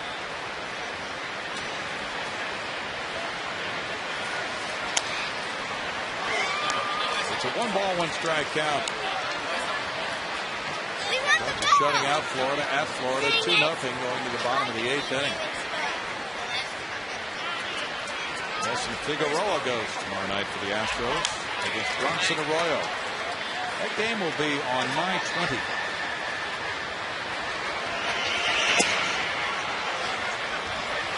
It's 2-1. Well, you were talking about Jose Bautista and his home runs this year. He has led the major leagues in home runs in 3 of the first 5 months of the season, May, July, and August. That's been done 5 times in baseball history where a man has led the major leagues in 3 different months. The names of those 5 fellows you may be familiar with: Babe Ruth, Jimmy Fox, Lou Gehrig, Ralph Kiner, and Jim Rice. We have not linked Jose Bautista previously to any of those individuals. No. And the Bambino did it 6 different times in his career. And Ruth, the only player ever to lead the major leagues in 4 different months. He actually did it in 5. I mean, he used to hit more than most teams. Yeah. 3-2 to Rolling. Gomes on deck.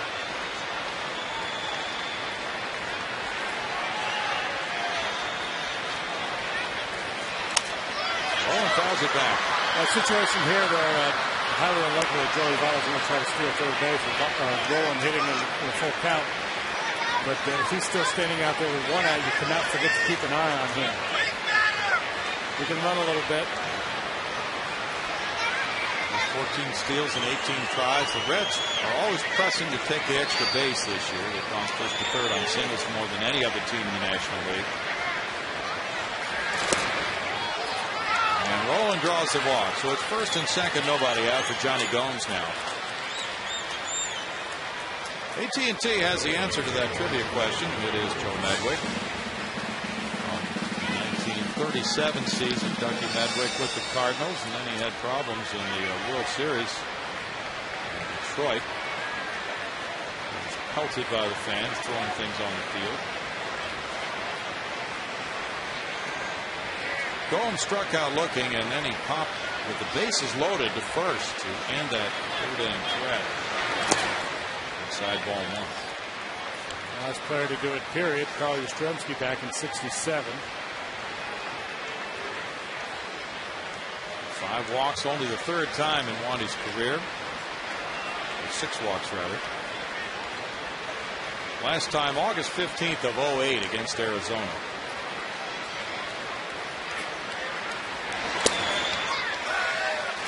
One ball, 1 strike. He had walked 5. I mentioned that game against the Yankees at Yankee Stadium back on June 12th. And that was the only other time this year he had as many as 5. But he has negotiated his way around those walks.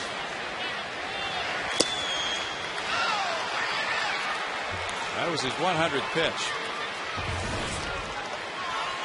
2 balls and a strike. Yeah, I think the key is you have to maintain your stubbornness in this situation. If you're walking guys because you're just barely missing, you have to continue to try to make your pitch. You don't want to crater and just pump one over the middle and have those walks lead to a 3-run homer. Fly ball left, and this one is headed for the seats. And the Reds have grabbed the lead 3-2 on a 3-run homer by Johnny Gomes, his 17th of the year. You know, it's kind of what I'm talking about. But it wasn't like he grooved him a fastball. It was a breaking pitch. Votto jumped all over a curveball 3rd time through the lineup. Maybe the Reds getting a better feel for Wandy's breaking pitch. Votto's double coming on a curveball. Now there's Gomes' home run. It's the Coors Light Cold Hard Blast.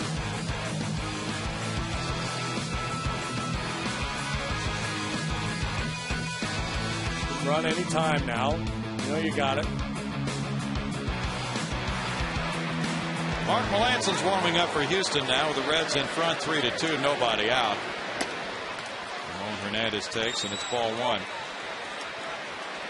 Hernandez walked in the second inning, hit a fly ball to center in the fourth. The Reds have hit 167 long balls. That's second in the National League. Milwaukee is the league leader. Lovato started it with a double, then rolling walk, setting the table for Gomes. Will unload it. That's down the line in left field. Carlos Lee coming over and in the seats. The Reds have scored 56 runs in 9 games against the Astros coming into this one tonight, with a team batting average of 305. Yeah, they really roughed Wandy up over at their place earlier in the year. Scored 8 runs off of him in 3 1/3. Jones hit a home run off him in that game. Also had an RBI triple. It might have been the game. I know one of those games over in Cincinnati earlier this year, they were swinging like they were taking batting practice. They were just unloading. They gave up 8 hits and 8 runs in 3 1/3, lost 15-6. This one goes to center, backing up Michael Bourne. 1 out. And it's Drew Stubbs. And now the big unknown with the Reds, anytime they get a lead, moving in toward the later innings, is how will their closer do, Francisco Cordero? Because he's been blowing saves recently, and that's become a real issue. They blew 2 in the Pirates series. He's allowed 4 earned runs in his last 2 appearances. Drew Stubbs has a walk and a strikeout. Yeah, just bring Chapman out of that bullpen and let him throw 105 miles an hour. He could do that. Well, did he bunt at it? He pulled the bat back. They appeal. Nope. Ryan Price, the pitching coach, makes a call to the bullpen. That's ball 1 to Stubbs. The Reds are 28-20 in games started by southpaws. Plenty of right-handed power in this lineup. It's 1-1. And Stubbs is one of those. He's hit 18 bombs this year.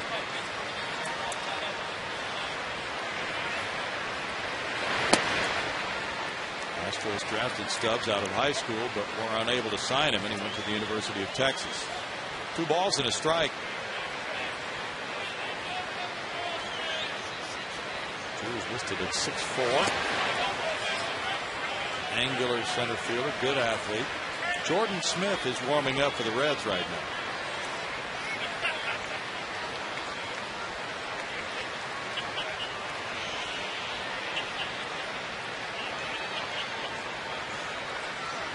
Drew was a high school All-America, 3-time All-America for the Longhorns as well. That's a strike.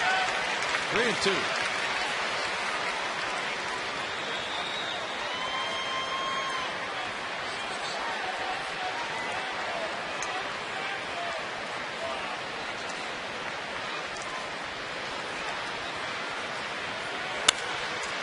And hitting to left field on the ground for a single by Stubbs. Hit number 3 of the inning. He found a hole between third and short to bring up Willie Bloomquist.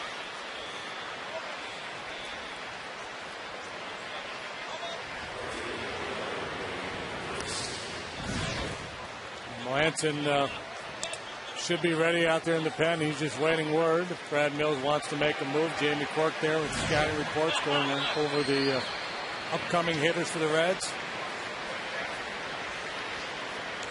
110 pitches for Wandy so far. Bloomquist went to Arizona State. Ball goes to first there. He's got Bloomquist up, who he has struck out twice already tonight, and then the pitcher spot. Brad Mills wants to wait and see what Dusty Baker does. Cueto right now moving towards the on-deck circle, but somebody else going to trot out there right now.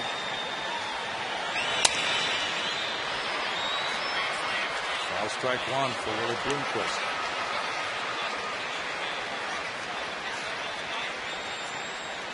Chris Valleca is on deck for Dusty Baker. Pitcher spot due up next.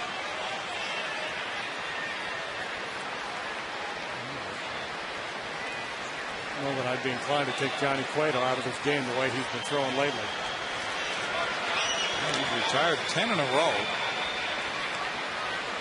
He's given up those 2 infield singles in the first. Wandy hit a line drive double off him in the second, followed by a Michael Bourne sharp single, but nothing since then.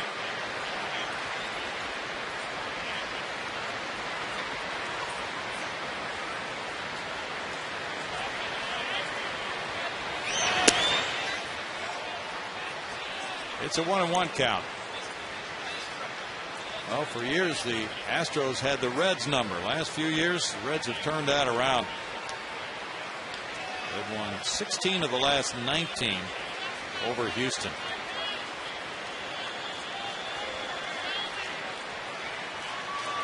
And they have put together a lot of excellent offensive games along the way.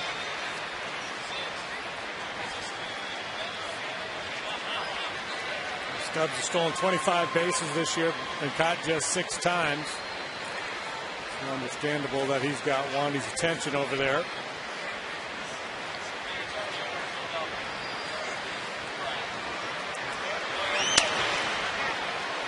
One ball and 2 strikes to Bloomquist.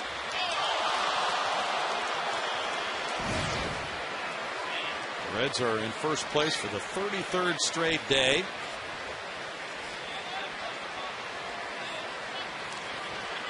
Very nice size lead. Their largest since the '95 club won the division by 9 games.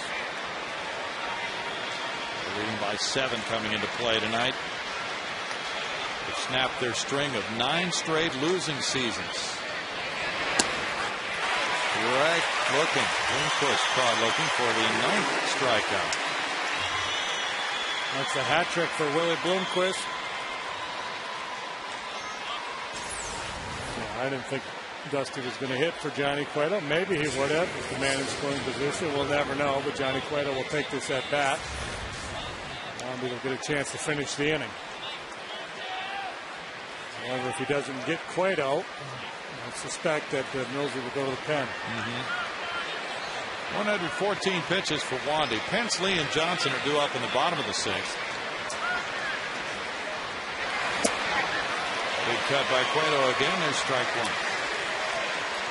Cueto is 7-1 against the clubs in the NL Central this year.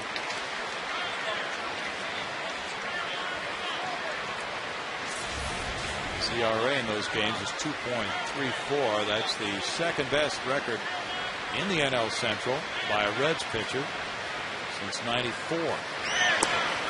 Love the swings he's taken. I mean, he's going all in with a 2 and a 3 of clubs here. I mean, he's letting it fly. Really, if you wanted to, you could probably play behind Stubbs down there at first base. The Reds wouldn't want to take a chance of getting him thrown out trying to steal and having Cueto lead off the next inning. 2 balls and a strike.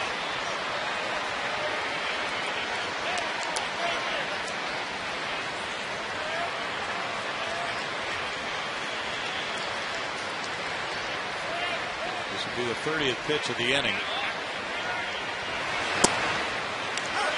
Right there for strike 2. Ryan Dempster started tonight for the Cubs. He went 7 shutout before leaving the game. 2-0 Cubs, bottom of the 8th in Florida.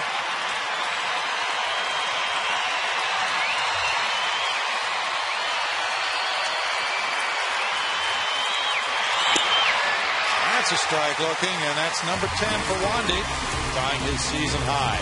3-2 Reds after the 3-run 6th.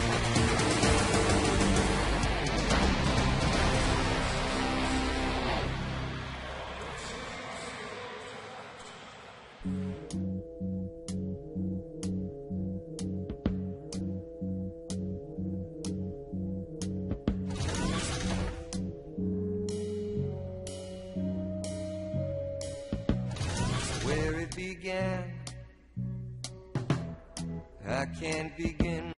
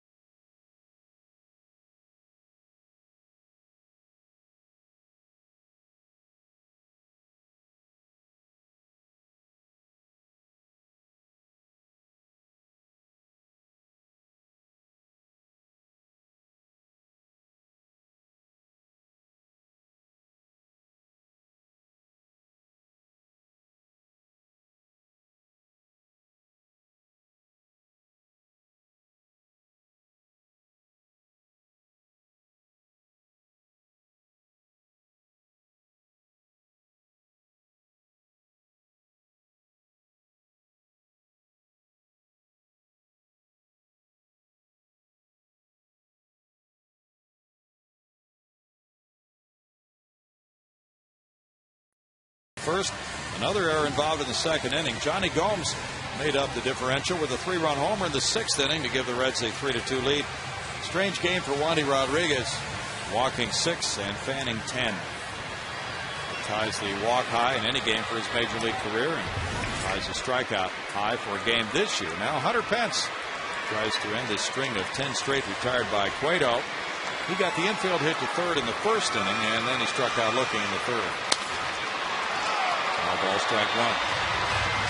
Yeah, you could really argue that Wandy's biggest mistake tonight was throwing the ball in the strike zone. As long as he was walking people and getting the Reds to chase those pitches out of the zone, he was doing just fine. And then got a couple curveballs in the zone, and he paid the price for it. 1 ball, 1 strike on a 93-mile-per-hour heater by Cueto. Make it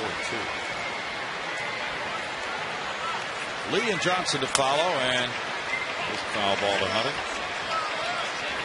St. Louis is pouring it on San Diego. 9-3 Cardinals, bottom of the 4th inning.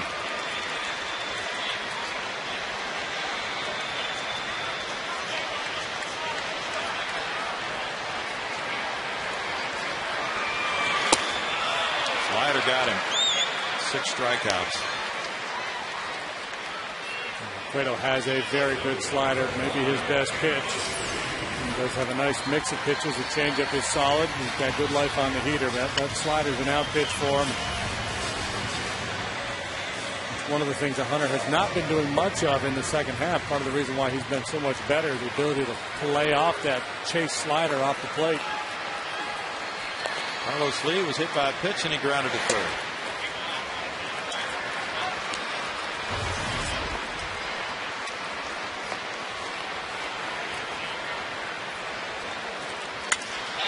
A drive to left. This could tie the ball game 3-3. Al Caballo goes off. Home run number 22 creates a 3-3 tie.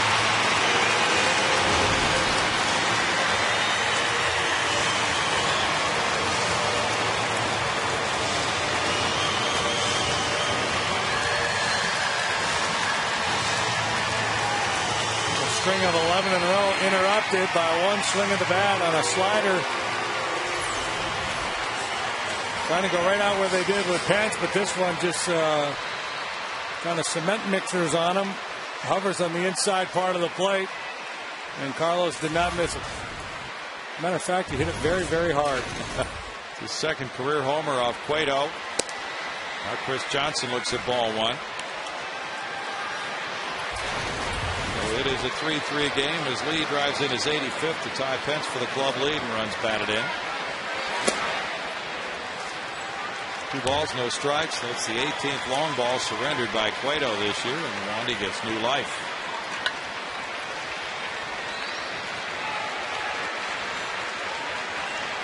And it's appearing that the Houston pitcher will not lose again for the 17th straight game. 2 balls and a strike to Johnson with Wallace on deck.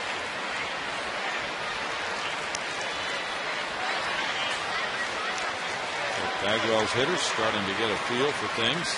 Maybe. And Cueto is mowing them down. 2 balls, 2 strikes. 1 swing of the bat. And the Astros have had meaningful home runs. They were last in the league in homers. That's their 99th. But when they hit them, they usually do what Carlos just did. Tie the score or give the Astros a lead. This one to center. Dubs. 2 outs. And Brett Wallace will come up this time 0 for 2 with 2 strikeouts.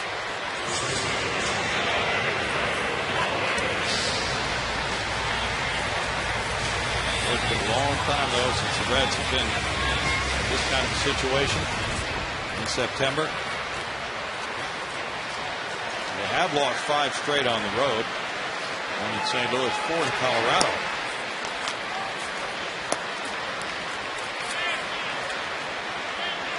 If the Astros could win a series from them here, they could put that one up close to that Philadelphia sweep in Philly. As far as playing well against one of the best teams in the league. 2 balls, no strikes.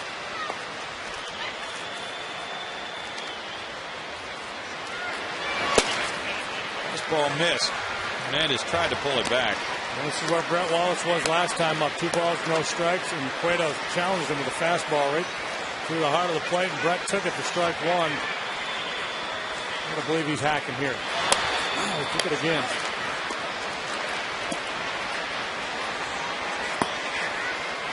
I'm really surprised after the last at bat that he would take that pitch there. And that, to me, that's one for a guy with his strength you sell out and you go ahead and.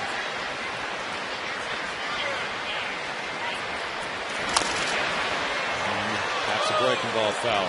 3 balls, 2 strikes. Okay, that was 3 on. Yeah, sorry, that was 2 on. That was 3 on. You know, he may have had a green light on that. I don't know. It certainly makes more than taking 3 is certainly understandable. I revise and amend my comments. This one goes fouling out of play. For Carlos Lee, that was the 2nd home run of the homestand. He hit one off the Dodgers for a 7-4 lead. That was a 2-run shot in the 8th inning 5 days ago. So Carlos has hit a couple of meaningful blasts and another foul ball.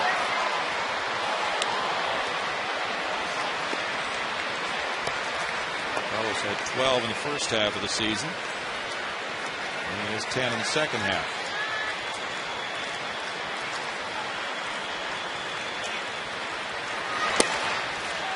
Wallace takes a walk, leaning off the breaking ball, and that's the first walk of the night for Cueto. Dusty Baker's club in a 3-3 game, facing Downs now. Downs has hit a fly ball to center and grounded to third. Shortstop Cabrera comes in to talk.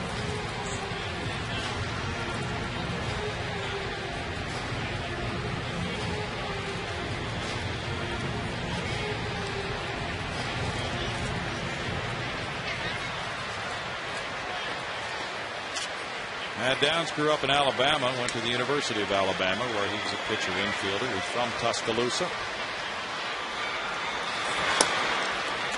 Looking at ball 1. Jason Castro on deck. Now Cueto's reached the century figure tonight with a 20-pitch 6th inning. And the right fielder moves in, Bloomquist. In the 6th inning, the Carlos Lee homer, number 22 of the year for El Caballo, ties it. Reds 3, Astros 3.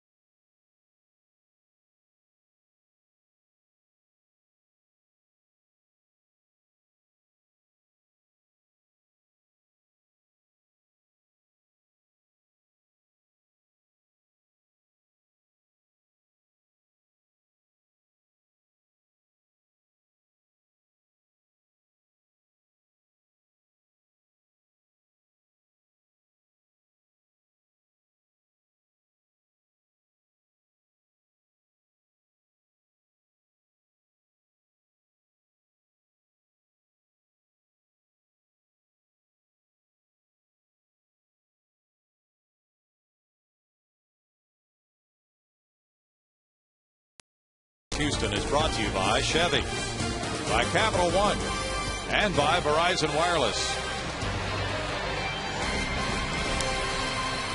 It's a 3-3 ball game. Moving to the 7th inning. Call to the bullpen brought to you by Verizon Wireless. Bringing in Mark Melanson in a tie game. He's been pitching well in these tight situations this year. Well, Wandy's bid to become a 500 pitcher falls short. Another no decision for him despite a pretty solid effort. Obviously he struggled with his control at times, but 6 innings allowed 3 runs, punched out 10 at the end of the day. Pretty solid effort from the lefty, but a no decision. It falls to the bullpen, and first man out is Mark Melanson, who's been quite good joining the Astros.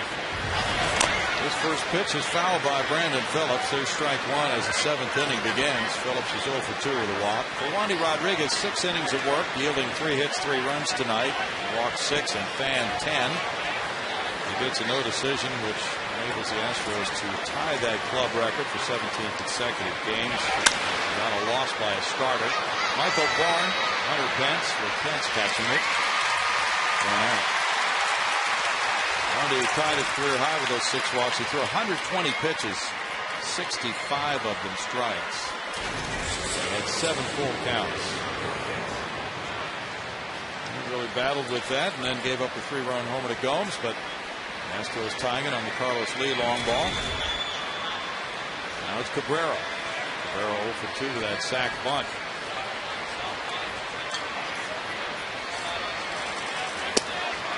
Melanson throws strike 1 to him. That's a nice addition to the Astros bullpen. 25 years old from Wheat Ridge, Colorado, and the University of Arizona. Carlos Lee waits in left. 2 outs for Melanson. Astros relievers have really been called time and time out of that bullpen. It has been the norm for the Astros here for the last 3 weeks, month it seems, to play one close game after another. CIN and Fulcino are warming up now. Pitcher spot due up second in the bottom of the inning. Brad Mills is coming out. He wants CIN for Votto to create a lefty on lefty matchup. This is what he's been doing. He does not want to overextend his relievers and risk an injury with that. So usually the outings are pretty short. Cincinnati 3, Houston 3. Back in a moment.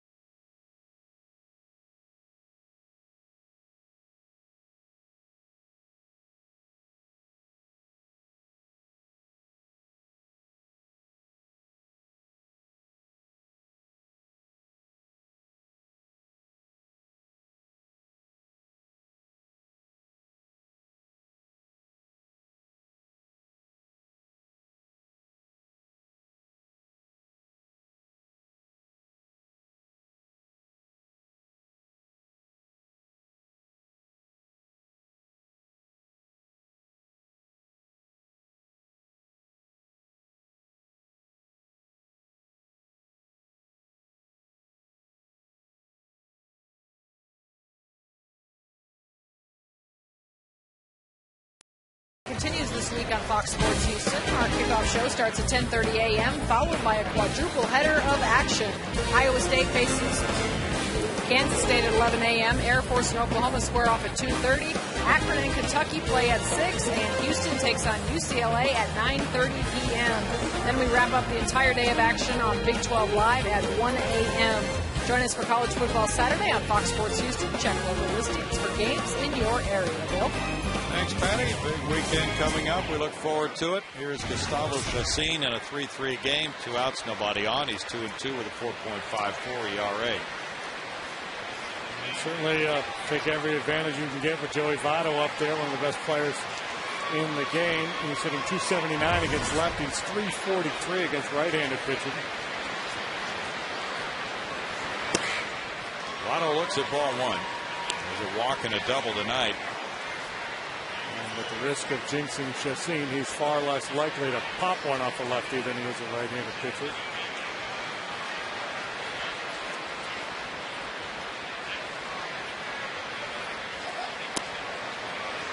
Chacin goes to a 2-ball, no strike count. Mark Melancon in 2/3 of an inning. No hits, no runs, with no walks, no strikeouts. Votto's hit 34 home runs this year. 7 have come off of southpaws.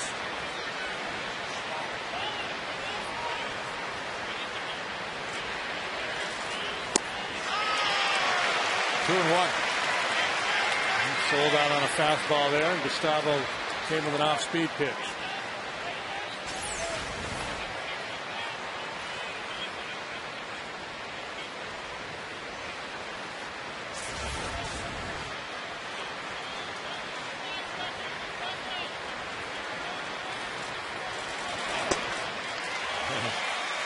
Two balls, two strikes. Again with an off-speed pitch, maybe a changeup, a little off-speed breaking ball, looked like a slider.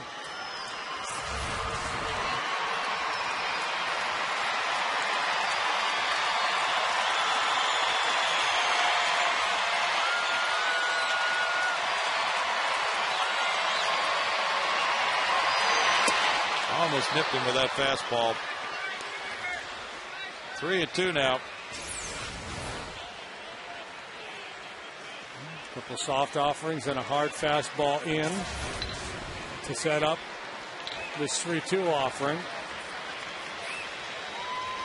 Lefties are hitting .288 against Chacin with no homers, 59 at bats. Out into left field, a broken bat, looping single for Votto. Takes the big turn at first, and he's on for the 3rd straight time in this game. Carlos Lee plays a deep left field to begin with. This situation, though, the Astros cross the outfield playing deep with 2 outs. They don't want to give up an extra base hit. So a ball that you might otherwise have a chance to make a play on. No chance here, playing very deep. This little broken bat, soft liner falls in. And here comes Jeff Fulcino. It'll be righty on righty with Scott Rowland coming up. Cincinnati 3, Houston 3, back in a moment.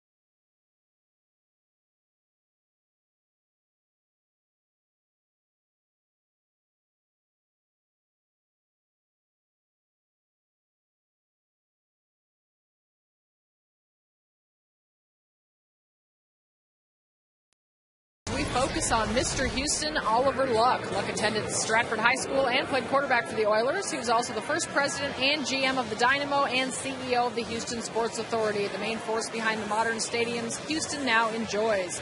He is currently the athletic director for West Virginia University. Hear his story in his words on In My Own Words, Oliver Luck, Sunday at 10 p.m. only on Fox Sports Houston. All right, thanks, Patty. It's Jeff Fulcino in the game. It's Scott Rowland at the plate. He's 0 for 2 with a walk. Votto's the runner at first with 2 outs in the inning.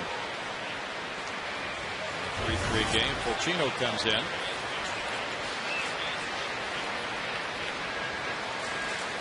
Makes the toss to first.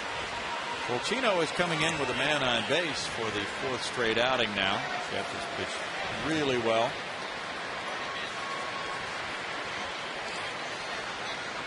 One 1-0 record, a 5.61 ERA, but recently 8 straight outings without giving up a run. Runner takes off. Here's a throw from Castro, and the tag safe. Votto steals it, his 15th.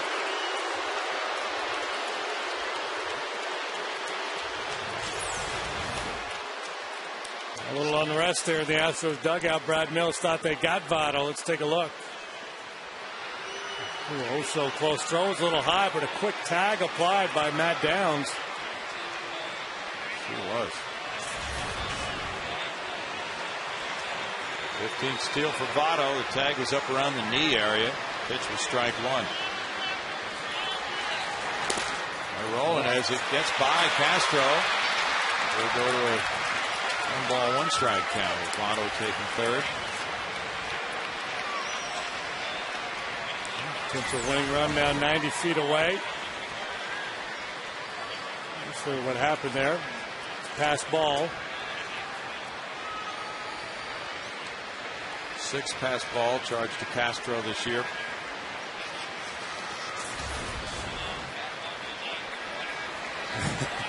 Just thinking about Jason, first round pick in 08, and a very talented guy. But this game can really beat you up. Yeah, it can. For a young player, when you first come to the big league, especially a catcher, there's so much on a young catcher's plate.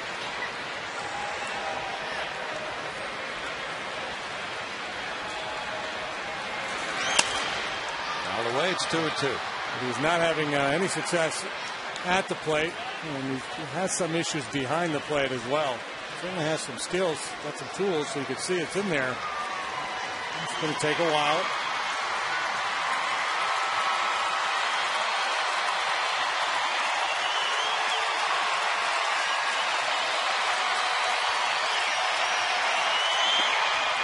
Stop that one, and it's ball 3. A full count now. Got the mitt down between the legs to plug that hole, and now Fulcino tries to make a pitch to get rolling. Paid attendance 30,218.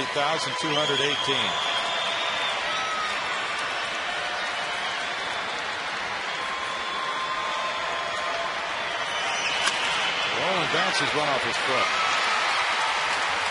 Cubs shut out Florida 2-0. A win for Ryan Dempster. He goes to 14-10. A loss for Sanabria, who's 4-3. Carlos Marmol got his 32nd save.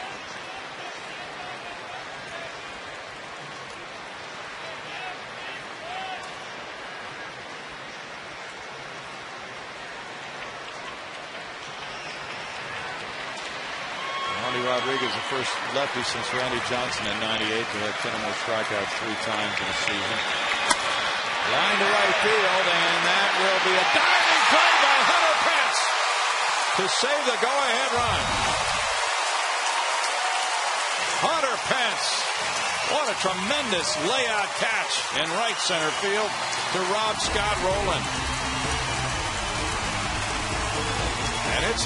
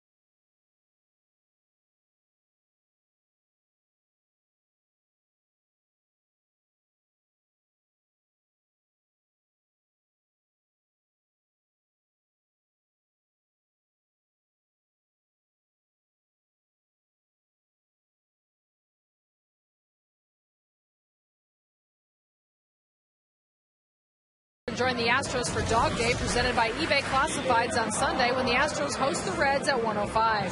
$20 ticket packages for you and your dog are still available and include a ticket for you and your pooch, an Astros Dog Bowl, and all the great pregame events. Visit Astros.com/Dog Day for tickets tonight. Bill?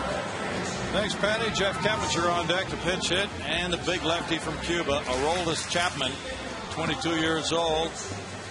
His signing was much ballyhooed back in January. He signed a 6-year, $30 million deal. And now a fireballing left-hander with a major league record of 1-0 and an ERA of 0, JD. Yeah, it's going to be fun. See how high he can go on the radar gun. He's been lighting it up. There's one clip that showed him in the minor leagues. He got him at 105. Jeff Kepinger's a pinch hitter for Castro. Keppinger, the former Red, at 291, has 5 homers, 54 runs batted in. As a pitch hitter, Jeff is 0 for 2 this season. Chapman zips it in there for strike one. Anderson Hernandez on deck. Pinch hit next for the pitcher, Ochino. 97. Must be all speed pitch. Yeah. It's 97. I guess you look fastball when you stand in there against this guy. Big slider. Ground ball single for the pinch hitter. Jeff Keppinger comes off the bench cold, hits a 99-mile-per-hour fastball between first and second. For his first pitch hit of the year. Kept just a good, smart hitter. Willing to stay back and try to punch that fastball instead of trying to take a big swing and load up. You have to be awfully quick to get to this guy's heater. Now Anderson Hernandez, the pinch hitter for Fulchino, comes up with Michael Bourne on deck. He's hitting 189, squaring and taking. Snap throw to first, goes into right field. Keppinger will not get the second. The ball dropped by Bloomquist, but Keppinger has already shut it down by the time Bloomquist dropped the ball, and Hernandez threw the ball away, but it didn't cost the Reds. A design play here. You see Votto leave early. That encourages Keppinger to get an aggressive secondary lead with the bunt play on, and Phillips sneaking in behind him for the throw. No error because nobody advanced on the play. Bloomquist got to the ball and stopped it. Now they meet at the mound, the Reds infielders do. They count 1-0 on Hernandez. Nick Massett's warming up in the Reds bullpen. Not an easy task here either, just trying to get a bunt down against this guy's fastball. The key thing if you're Anderson Hernandez, make sure you get a ball you can handle, make sure you bunt out a strike. 1 for 8 is a pinch hitter. Trickles out of the mitt. Hernandez, and it's 2-0. You saw the ERA of 0 for Chapman. He has given up a run, but it was unearned in 7 2/3 innings. He's allowed 4 hits prior to this game. Walking 2 and fanning 11 for his first 8 major league appearances.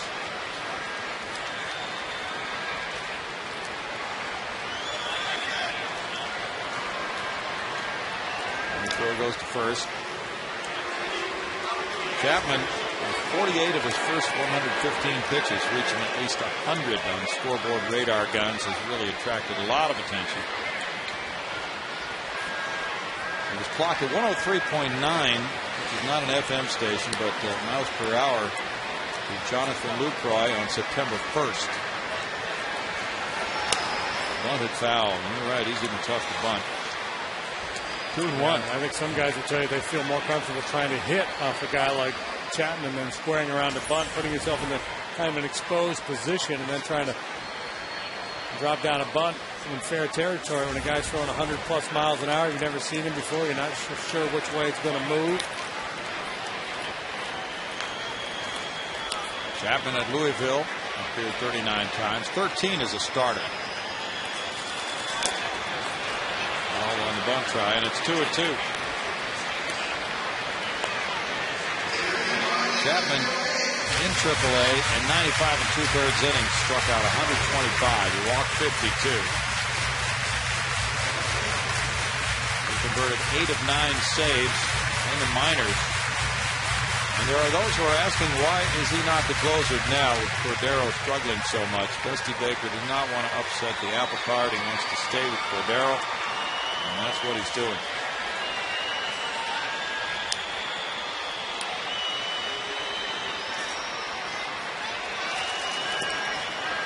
That's taken for a ball by Anderson Hernandez, and it's a full count now. And there were those who were clamoring for Chapman to be in the big leagues long before he was, but he was brought up in time to be playoff eligible.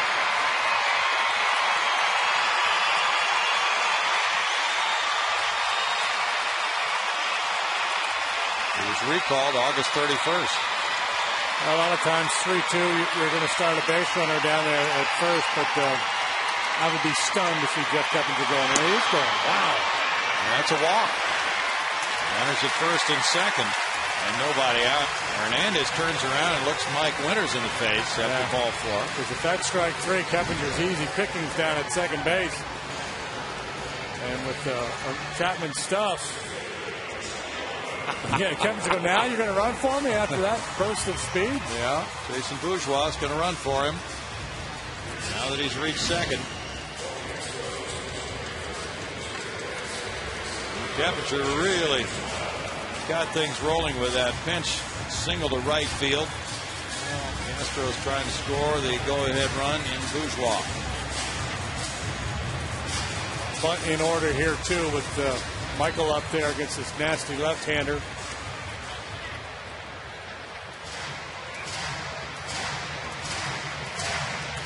Chapman defected from Cuba. I mean nasty in the nicest way possible. Yeah.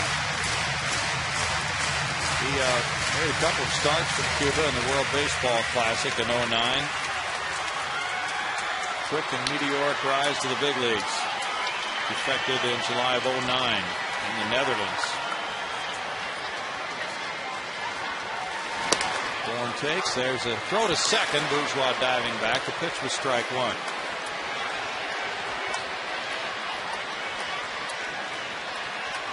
And it was a bit of a shocker when the Reds signed Chapman. $30 million they gave him, something like that? Yes, over 6 years. Yeah. But they spread the payments out. He's making $4 million this year.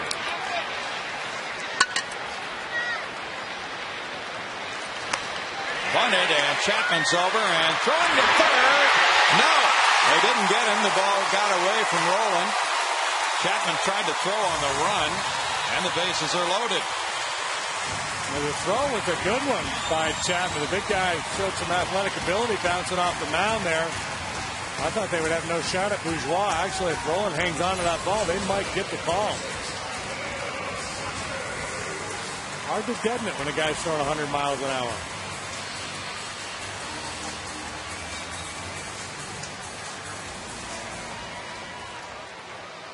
Too hot to handle. It's ruled a base hit for Bourne. And the bases are loaded, and the infield comes in for Sanchez. He is 0 for 3. Career high 9-game hitting streak on the line for Angel. Backdoor slider for strike 1. Angel's approach should serve him well in this confrontation with Chapman. It's a nice short path to the ball. Doesn't load up, take too big of a swing.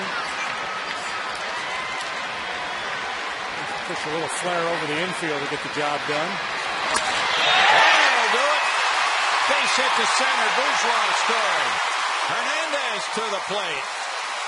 And the Astros lead at 5-3 on a sharp single by Sanchez. 10-game hitting streak for Sanchez. That's all. Short and sweet. And well done. Single walk, bunt single. No out recorded on the bunt play. Astros take advantage. And Dusty Baker's coming out. Bourgeois, the pinch runner, scoring. Hernandez behind him.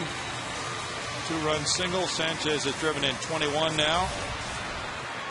That's it for Chapman. First earned runs allowed by Aroldis Chapman 5-3 Houston. Back in a moment.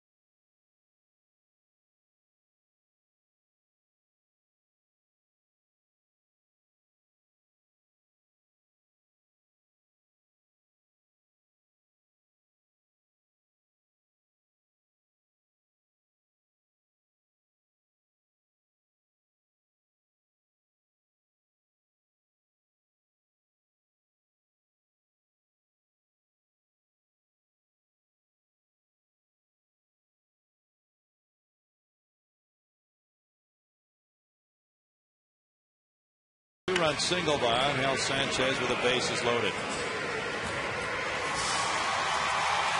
Well, the Reds had the lion's share of the opportunities through the early innings of this game with all the walks. They're able to cash in until the 3-run home run by Johnny Gomes. Now the Astros taking advantage of this scoring opportunity and looking for more. Still nobody out as Rick Massey comes on. Boy, he's been busy. 76 trips to the bump now for him. 3-4, 3.69 the ERA. He's struggled a little bit of late. Last time out against Arizona on the 15th, 2/3 of an inning, a hit, no runs. The one before that against the Pirates, however, he allowed 4 runs in 2/3 of an inning. Hunter Pence faces him. He's 1 for 3. Massey looking back at second. And Michael Bourne has advanced. And a single by Sanchez.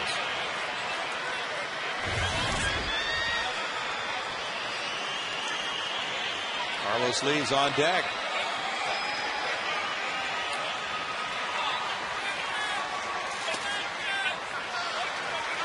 Hunter takes and it's ball 1.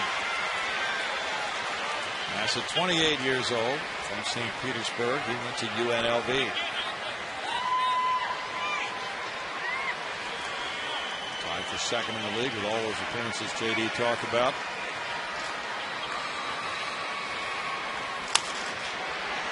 Roll foul, and it's a 1-1 count.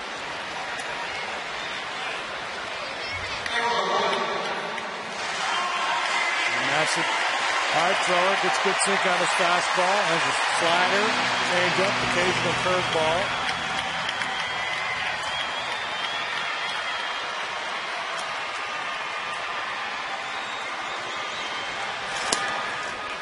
Drops that one in for strike 2.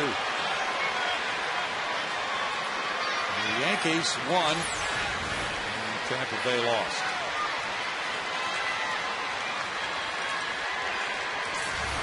New York back in first. 1.5 game ahead of the Rays. To right field. Lundqvist. Right there in front of the wall. Here's the tag by Bourne. He comes to third. Stop sign there. He was always ready to go. But Dave Clark thinks it's a good idea for him to try for a 2-base advance on a fly ball. But Clark was watching for him, and that's out number 1. Well, you know, that's one of those dream plays for a speed guy, to be able to score from second base on a sacrifice fly. You like to be able to put that one on your resume. He's so fast, he scored from second on a sacrifice. Jackie Robinson once scored from first base on a sacrifice.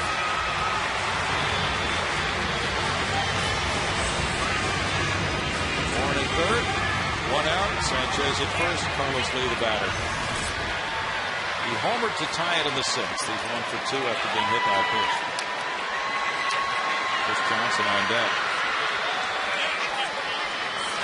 How Jackie Robinson did that, I have no idea. I just read that he did it. It'd be good to see that in person. See it on film. This is somebody just mishandling the ball.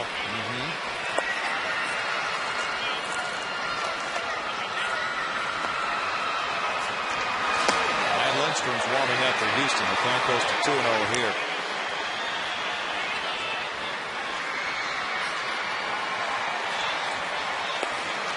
The Angels got a run in the ninth and beat Tampa Bay in St. Petersburg 4-3. And Wheeler, the loser. And Rodney got his 11th save. 2 balls and a strike, and the Yankees got 3 in the top of the ninth and 1 at Baltimore, 4-3. Robinson won that one, giving towards the way now. There's Lindstrom in the bullpen for Houston. Mariano Rivera got his 31st save to put the Yankees back into first. 2 homers from A-Rod. 2-2. Alex now with 25 home runs. Oh, wouldn't they like to see him steal home? Well, in fact, a member of the Colorado Rockies stole home with Nick Massett on the mound not too long ago. Chris Nelson popped up. Joey Votto gets there and takes it on the mound. That was kind of fun. I mean, Massett bailed out of there just assuming that somebody's going to come in and make a play. And as a pitcher on a pop-up in the infield, you're supposed to yield to an infielder and direct traffic out there. But that ball wasn't in the air that long. And for a time, like he might have been the only option.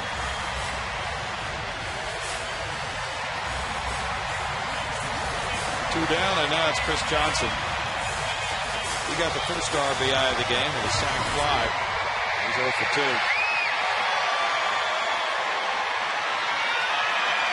Phillies and Braves both won tonight. And one from Massett. Roy Oswalt squared his record at 13-13 for Philadelphia, beating Washington 9-1. Jason Marquis, the loser, 2-9. Ironic, all the no decisions that Roy had last year. 26 this season, 26 decisions. Yeah. The Phillies maintain their 3-game lead on the Braves. Phillies have won 5 in a row. Chipper Jones at a team meeting today, trying to rally the troops. 0-2, interesting.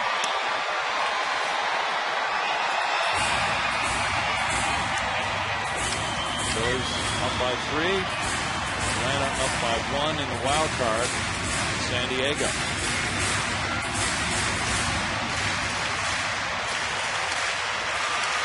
San Diego is losing 11-3 at St. Louis, bottom of the 7th inning. It'll take the Padres a month to come back from an 8-run deficit with their offense.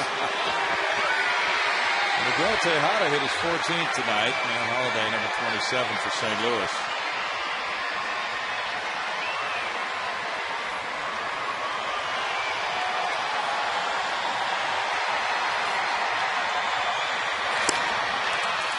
Massett rips it by Johnson, strikes him out, comes in and gets Pence, Lee, and Johnson. And in the 7th inning for the Astros.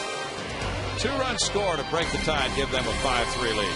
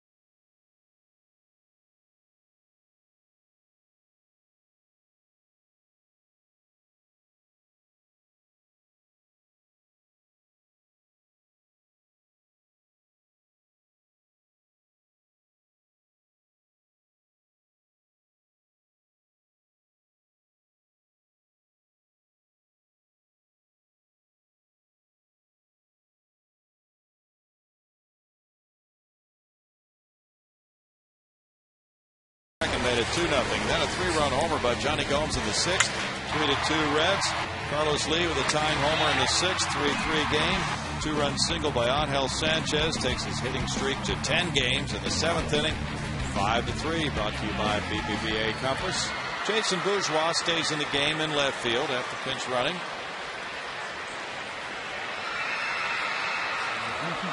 That's Humberto Quintero doing the catching. Matt Lindstrom is in to pitch. And the Astros used 3 pitchers to work their way through the 7th inning, and Lindstrom gets the 8th. Presumably all by himself, although it looks like Tim Burdack is warming up in the pen. At 2 and 5, 23 saves in 29 opportunities. And that's a strike. Mills perhaps wants to make sure he has a lefty hot in case the Reds go to Jay Bruce off the bench in a game time or go-ahead situation. Gomes hit the big homer for the Reds. The only runs. Has this one back, 1 and 2. Lindstrom on Wednesday took the loss in that 10-inning affair, 8-6 Milwaukee. 9 pitchers to work in the game for the Astros. Logan Andrusek is warming up for the Reds. A lot of arms available with these September call-ups. Both clubs well fortified out there in the pen. Can't hit that. Gomes is a strikeout victim. You may think you can hit it. Yeah. It may look enticing, but you can't hit that. Manny Sanguillen couldn't hit that. Yogi couldn't hit that. Matt Galani would have fouled it off. One down, and it's Hernandez now.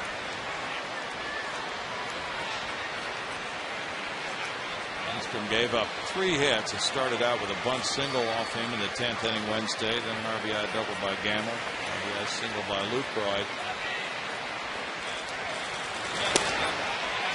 That's a strike. Lindstrom had 7 straight scoreless appearances since he returned from the DL September 1st. Prior to that Wednesday game, since he came off the disabled list here in September, the batting average against him is 182, 4 for 22. 1-1. Jeff Fulcino can be the winning pitcher after 1/3 of an inning, allowing no hits, no runs. Thanks to 100 pitches. What a world. Yeah. Come in, give up a line drive to the gap. The guy makes a play for you, and you got a chance to get a W. It's a beautiful country. Great catch by Benson, right?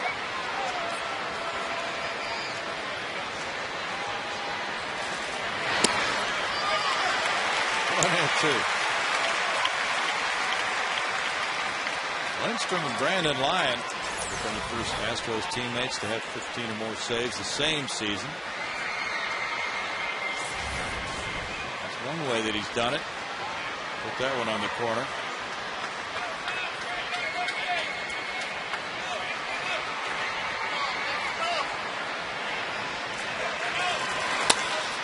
Line and caught by Downs.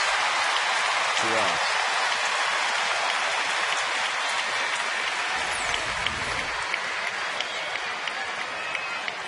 Good fastball down and away. And it's had a pretty good swing at it. Generally not a whole lot a hitter can do with that pitch. Stubbs has been on twice with a walk and a hit. Wisconsin's even with a bag at third for Stubbs, who can bunt. That's ball 1. This Houston bullpen should be very competitive going to spring training in 2011. Lindstrom and Lyon at the end of it. And some experienced arms in front of them, but a lot of would-be members of that bullpen who will be competing for jobs in the spring.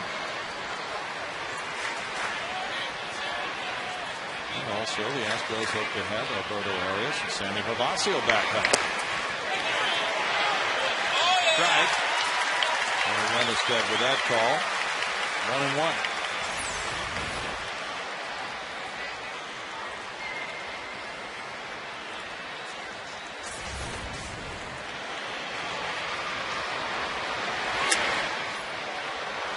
2-1 now.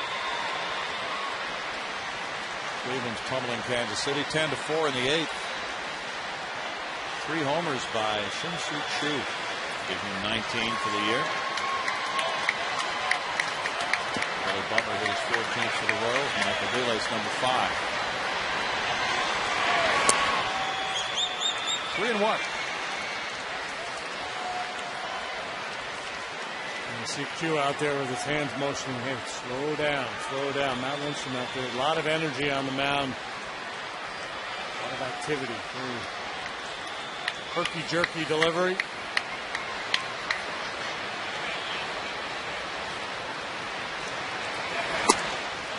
And a 2-out walk with Stubbs on. And we'll see if it's Jay Bruce coming up. Looks like Jay coming out beyond that circle. That's the reason why Tim Burdack is throwing in the pen. Well, the Beaumont native gets a bat. It's not necessarily that he's going to make the move, but he wants the guy hot, so he has the option.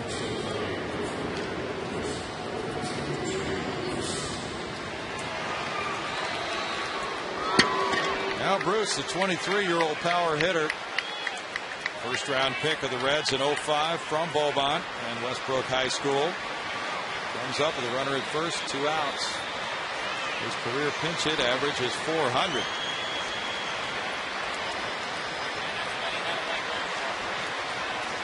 Jay's hit .274 for 470 at bats this season. He has 20 homers. He's taken in 62 runs. This year he's 1 for 7 pinch hitting. Looking at ball 1, batting for Bloomquist, who struck out all 3 times. Nicked up a little bit lately, so he's had some days off.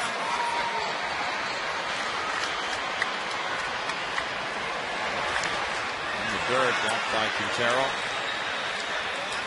From August 30th to September 13th, he did not play.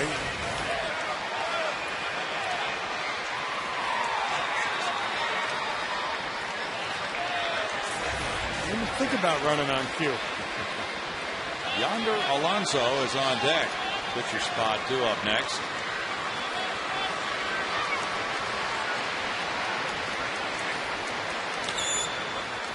Throw going over. Bruce, when he has played, has gone 12 for his last 28.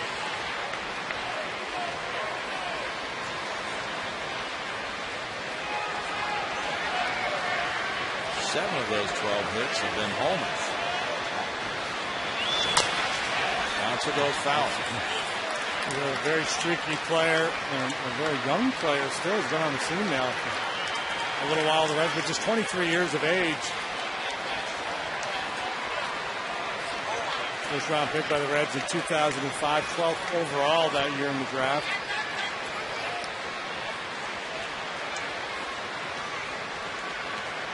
Big kid, 6'3", 230. Very, very strong. Out over shortstop into left center field. A hit. Bourgeois will throw into the cutoff man. And it's 1st and 3rd for the Reds. And a pinch single by Bruce. Stubbs went from 1st to 3rd. That ball was in the air for a while off the bat of Jay Bruce. Bruce able to get a piece of that high fastball. Perfectly placed out there, splitting the difference between the 2 speedsters. Now Yonder Alonso. Where? Yonder. And Brad Arnsberg is probably going over the report on him. He's a new player as far as the Astros are concerned. So would you say they're going to go over Yonder? They're going to go over Yonder. They're going to throw it high. Well, he comes highly touted. He was a first-round pick in 08. He was the 7th player drafted.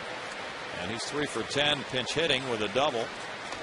23 years old. He was born in Havana, Cuba, but moved to the United States at age 10 and went to the University of Miami, where as a junior he hit .367 with 23 bombs and drove in 71 runs there. He played at Class A Sarasota and Double A Carolina. Just 2 months of the season last year. The report on him is that he has above average power, works counts very well, drives the ball to all fields. Struggles to hit lefties. Not fast. There's a first and third, 2 outs. Alonso takes it. It's ball 1. These two just 23 years of age between AA and AAA this year. 290 hitter with 15 home runs. It's a ball right in there.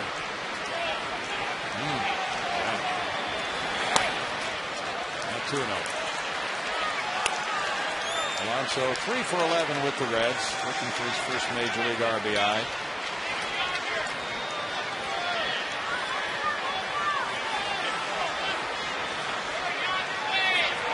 His first major league hit. That was a pinch double on September 5th at St. Louis. High to right field, towering shot. Hunter pants back, checking the wall, and right there. Use the whole ballpark. Wow.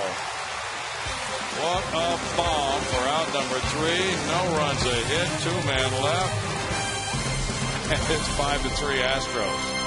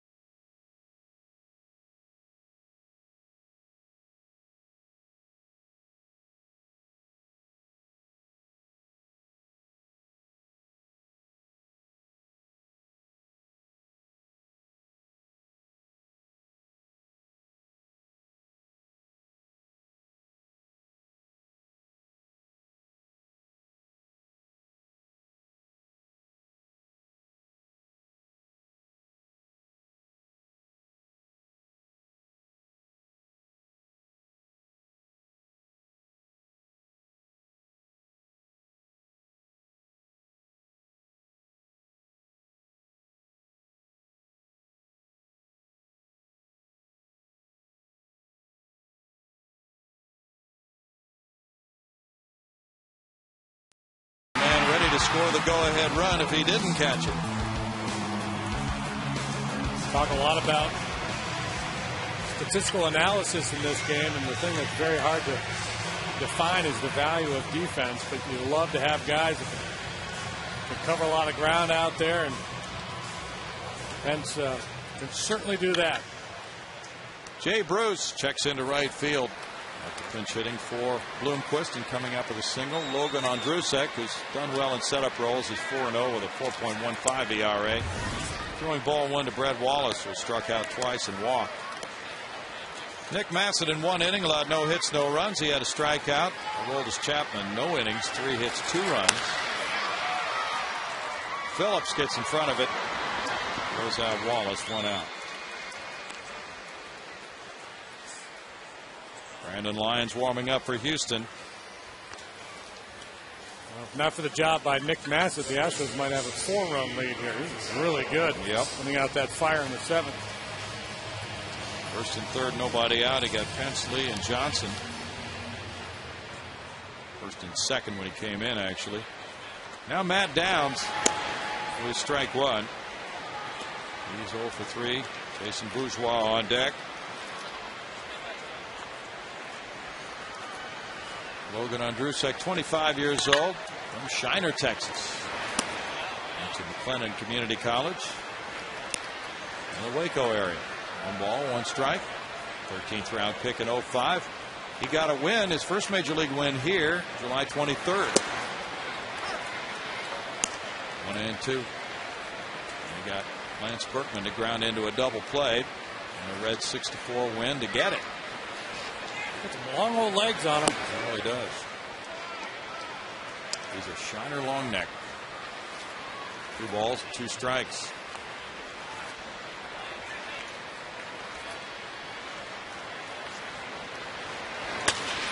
This one heads for right center field.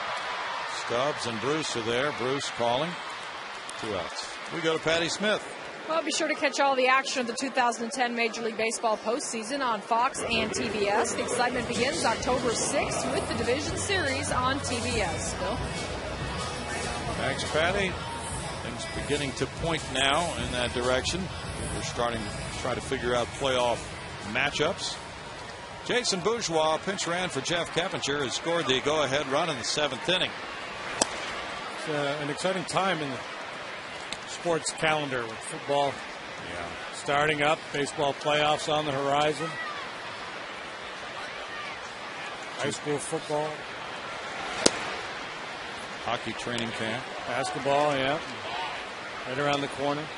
Tour championship coming up in a couple weeks. Fishing.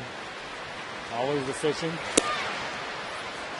Got the big derby out in Conroe in a couple weeks. 2 balls and a strike. Astros about hit the Reds 8-5. This one in the air for Drew Stubbs in shallow center. And it drops. Into second base, a hustling Bourgeois.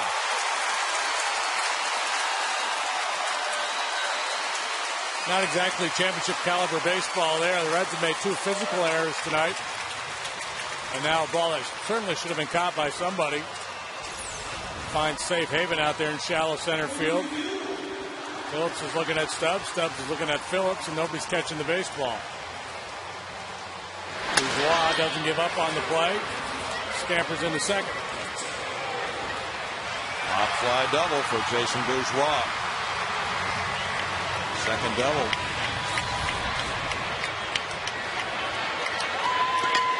And now it's Humberto Quintero up for the first time. With a .228 average. He has 3 homers, 13 driven in. Congratulations to Don Mattingly. He's been named as the replacement for Joe Torre, who will retire after this year out in L.A. Johnny Ballgame didn't get a chance to manage for the first time ever. The story we saw said that he will manage in the Arizona Fall League before actually taking over the Dodgers in spring training. 2-0. That's unusual. I think he was scheduled to manage in the Arizona Fall League anyway. Okay. That makes sense. 2 balls and a strike. And some think maybe Tim Wallach will be on his coaching staff. Tim was brought up after the Dodgers AAA Albuquerque season ended. He was on the bench a few days ago when they were here helping out. Some thinking maybe even Brad Ausmus might be invited to join that coaching staff for next year. Roller, third base side. It will trickle foul. 2 balls, 2 strikes. I'd be surprised if Brad wanted to jump right into coaching this soon after finishing up his playing career. But that's the thing, if you really aspire to be a major league manager, and my hunch is that Brad does, you got to be careful. You don't want to get out of the game for too long. People forget about you. True.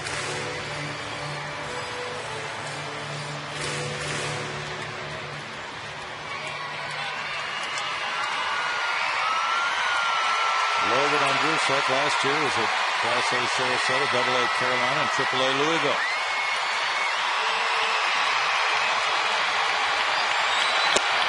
And he gets a strikeout on Quintero.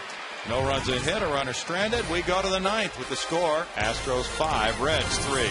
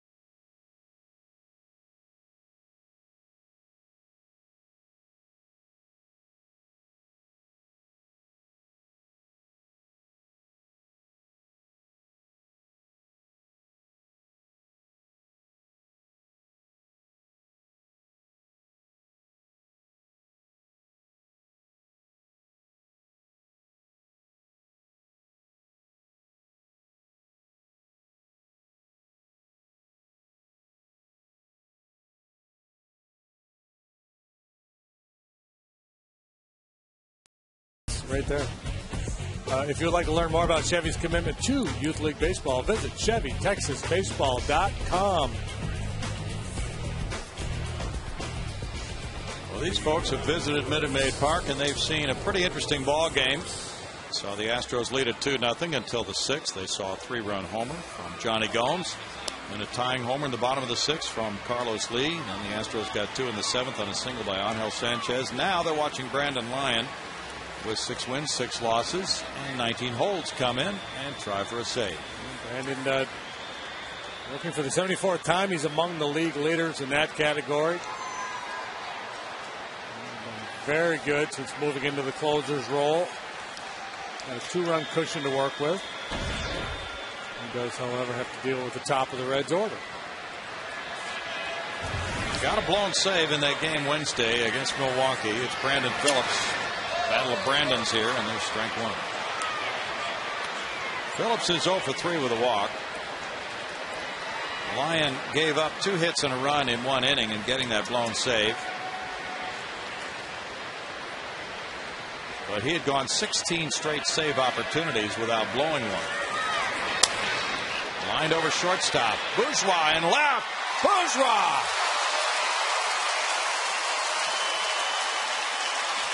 Wow!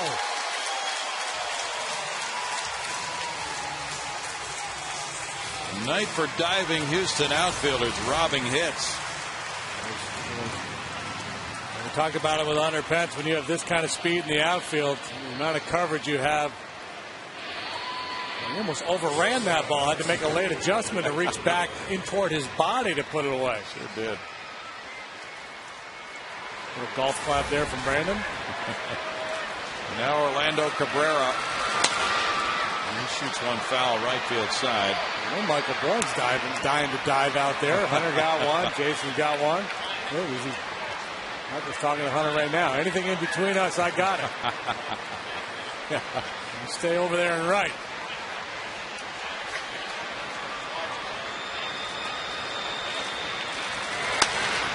In the air toward right, Hunter Pence. 2 outs. Pat Lindstrom in 1 inning allowed 1 hit, no runs, had a walk and a strikeout. Bullpen has been solid for Houston tonight. The Reds have not scored since that 3-run homer by Johnny Gomes in the 6th. And now the crowd gets up with Joey Votto, the batter. Oh, what a difficult final out this is. And Votto struck out in the 1st, but since then has walked, doubled, and singled. He has also stolen a base tonight. And the good news is you've got a 2-run cushion. Big cut, strike 1 to Votto. Energetic crowd tonight, 30,218 to pay attendance.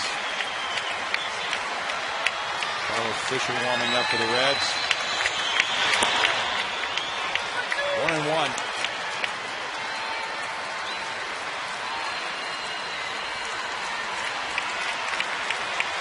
Brad Mills bullpen holding up time after time here in September.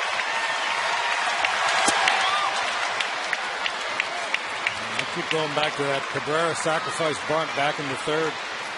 Milwaukee was really having a hard time finding the strike zone. The Reds basically gave him an out.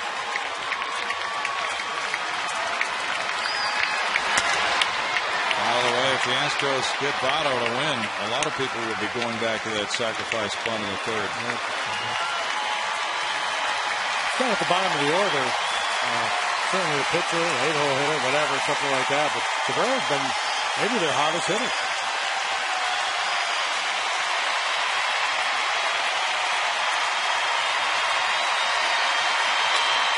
Fly ball, and it may dunk in front of Michael Bourne. No, he gets there easily for the final out.